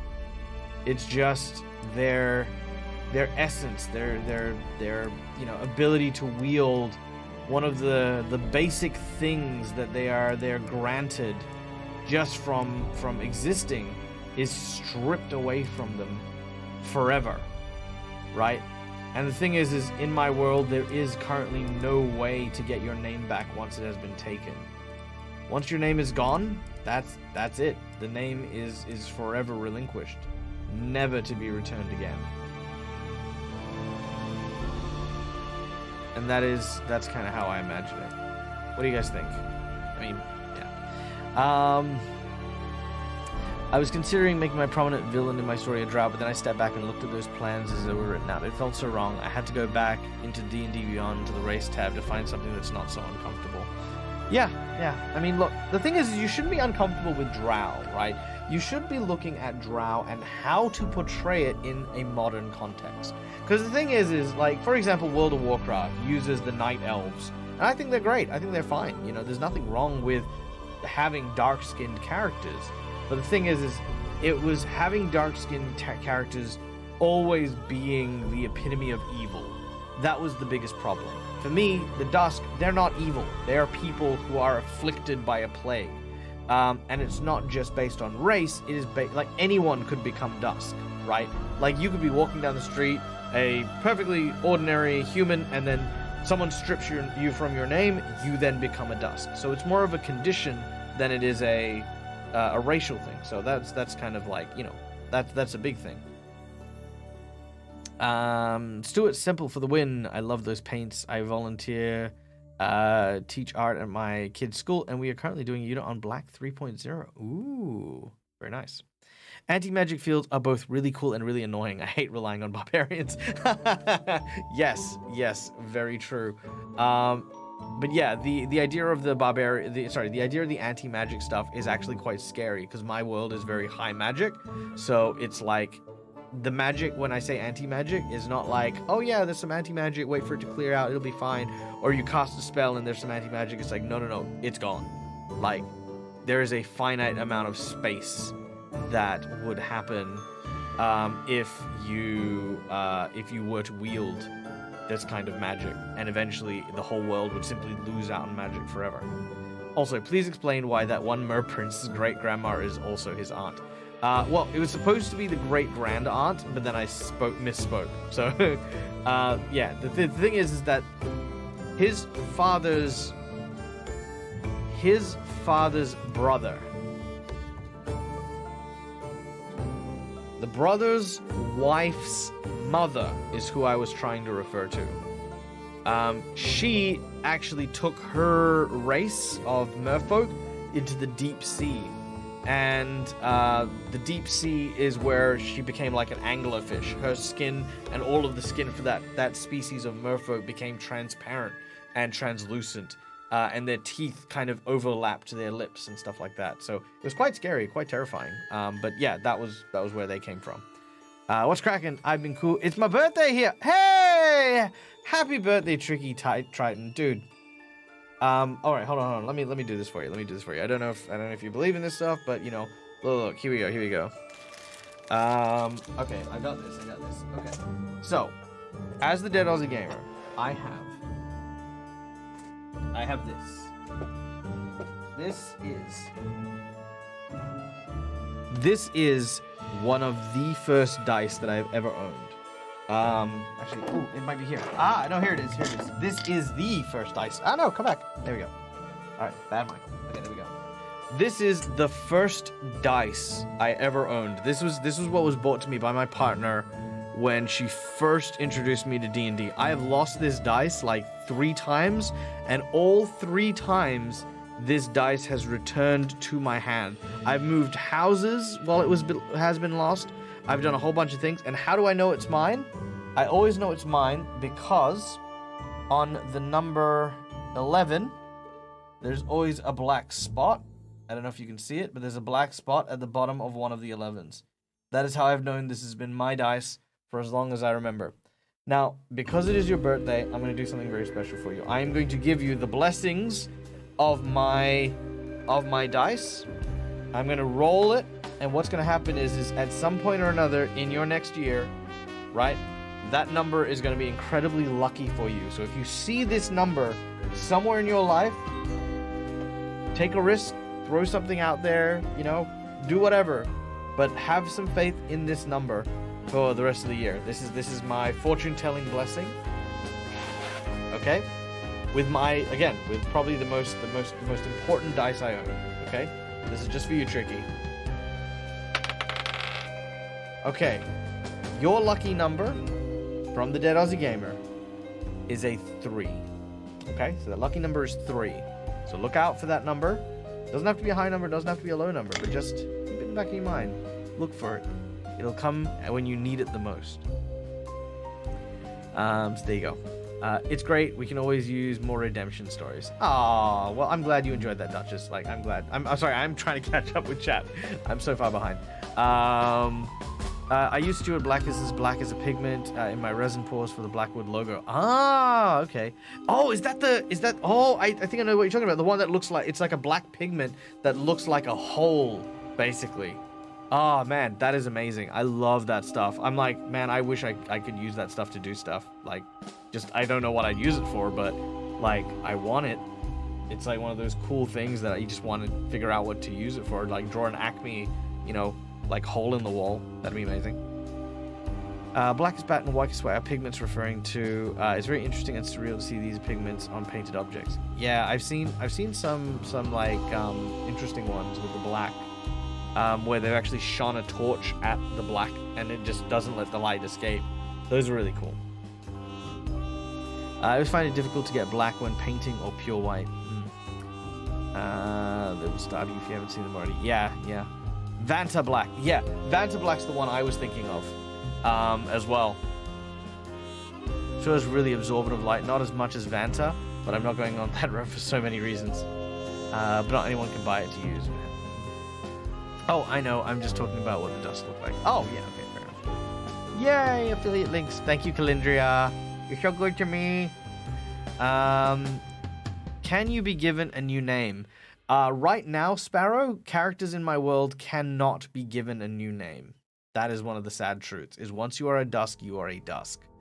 That being said, if you didn't have a name, there's actually situations where you don't have a name and you are given one, you gain sentience. So in my world, there are what's called the feral races, which are born not from the gods, but are born from the pieces of the Tarrasque. The flesh, blood, and bone of the Tarrasque actually spawns things like the orcs and the goblins and the, monsters of the world. And if you give them names, which costs you a ton of power, you can actually give them sentience. And they can even mutate and modify. In fact, in my world, the Manticore were one race that actually were given names, and they actually became anthropomorphic lion, scorpion, eagle people. So they're actually more like the Spartans, actually. So they actually aren't quadruped lions anymore in my world. They're actually humanoid. Salsa is lurking. Please enjoy your lurk whenever that happened. Imagine getting dust over a pretty drama. The box set D&D has shadow elves who live underground and are twisted by radiance. Their skin is extremely pale due to them living underground. Another great example. I wonder if the Forsaken fill a niche for evil at one point. Lucky dice. Yes, lucky dice. Avarian, I am painting a door in black in my basement just to confuse people. Nice. I love that. Okay. Alright, sweet. I think I'm gonna leave this guy as is. I'm gonna use him as just an example. Save as Dusk prototype. Alright. Well, Ladies and gentlemen, boys and girls, we have hit the midnight hour. Thank you so much for coming and joining us. Thank you for hanging out. I super appreciate you. We are at $1,450, which is an amazing effort. Thank you to all of you for coming in and being a part of this. I will be streaming as often as I can during the night and during the day. Be sure to come and tune in, whether it's one of my chat streams, whether it's one of my my games. It's always a pleasure to have you there. Yeah, not IRL though. I mean, come hang with me IRL. I don't mind. I don't mind that. You know, I mean, as long as you're not a weirdo. Now be a weirdo. I think weirdos are great. Huh. Thank you, Callie. All right, let's see. Let's go raid someone. Let's go share some love because we love sharing love. That's the whole nature of what we do. It's the big shebang. It's us taking a moment to celebrate the other content creators in this world who are burning the midnight oil, like myself, and doing cool things. Let's see. Who's out there in Twitchverse? Who's out there in Twitch world? Ooh, lots of people are in Twitch world. Let's see. We got Ryder Grey. We got Fried Dyed Paradise. He's playing Wildermyth. Ooh, I do like Wildermyth. Flansois. Dice Masters. Crag. Skullboy. Wonder if there's any new D&D guys. Probably not this time of day. Let's see. Raid.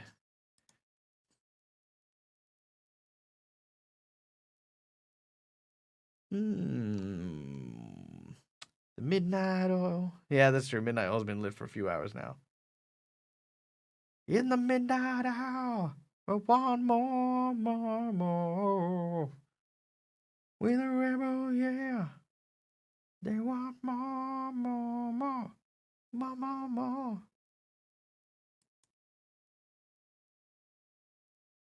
There's this new guy named Robert Hartley who's kind of new. Yeah, that's true. We love Robert.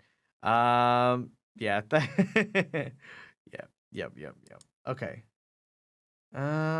Sorry this is taking so long. I'm trying to find someone cool, someone fun to hang out with. Someone who is doing things. Oh, here we go. These guys look cool. These guys look cool. Oh, thank you, Cole. I appreciate that. Let's see.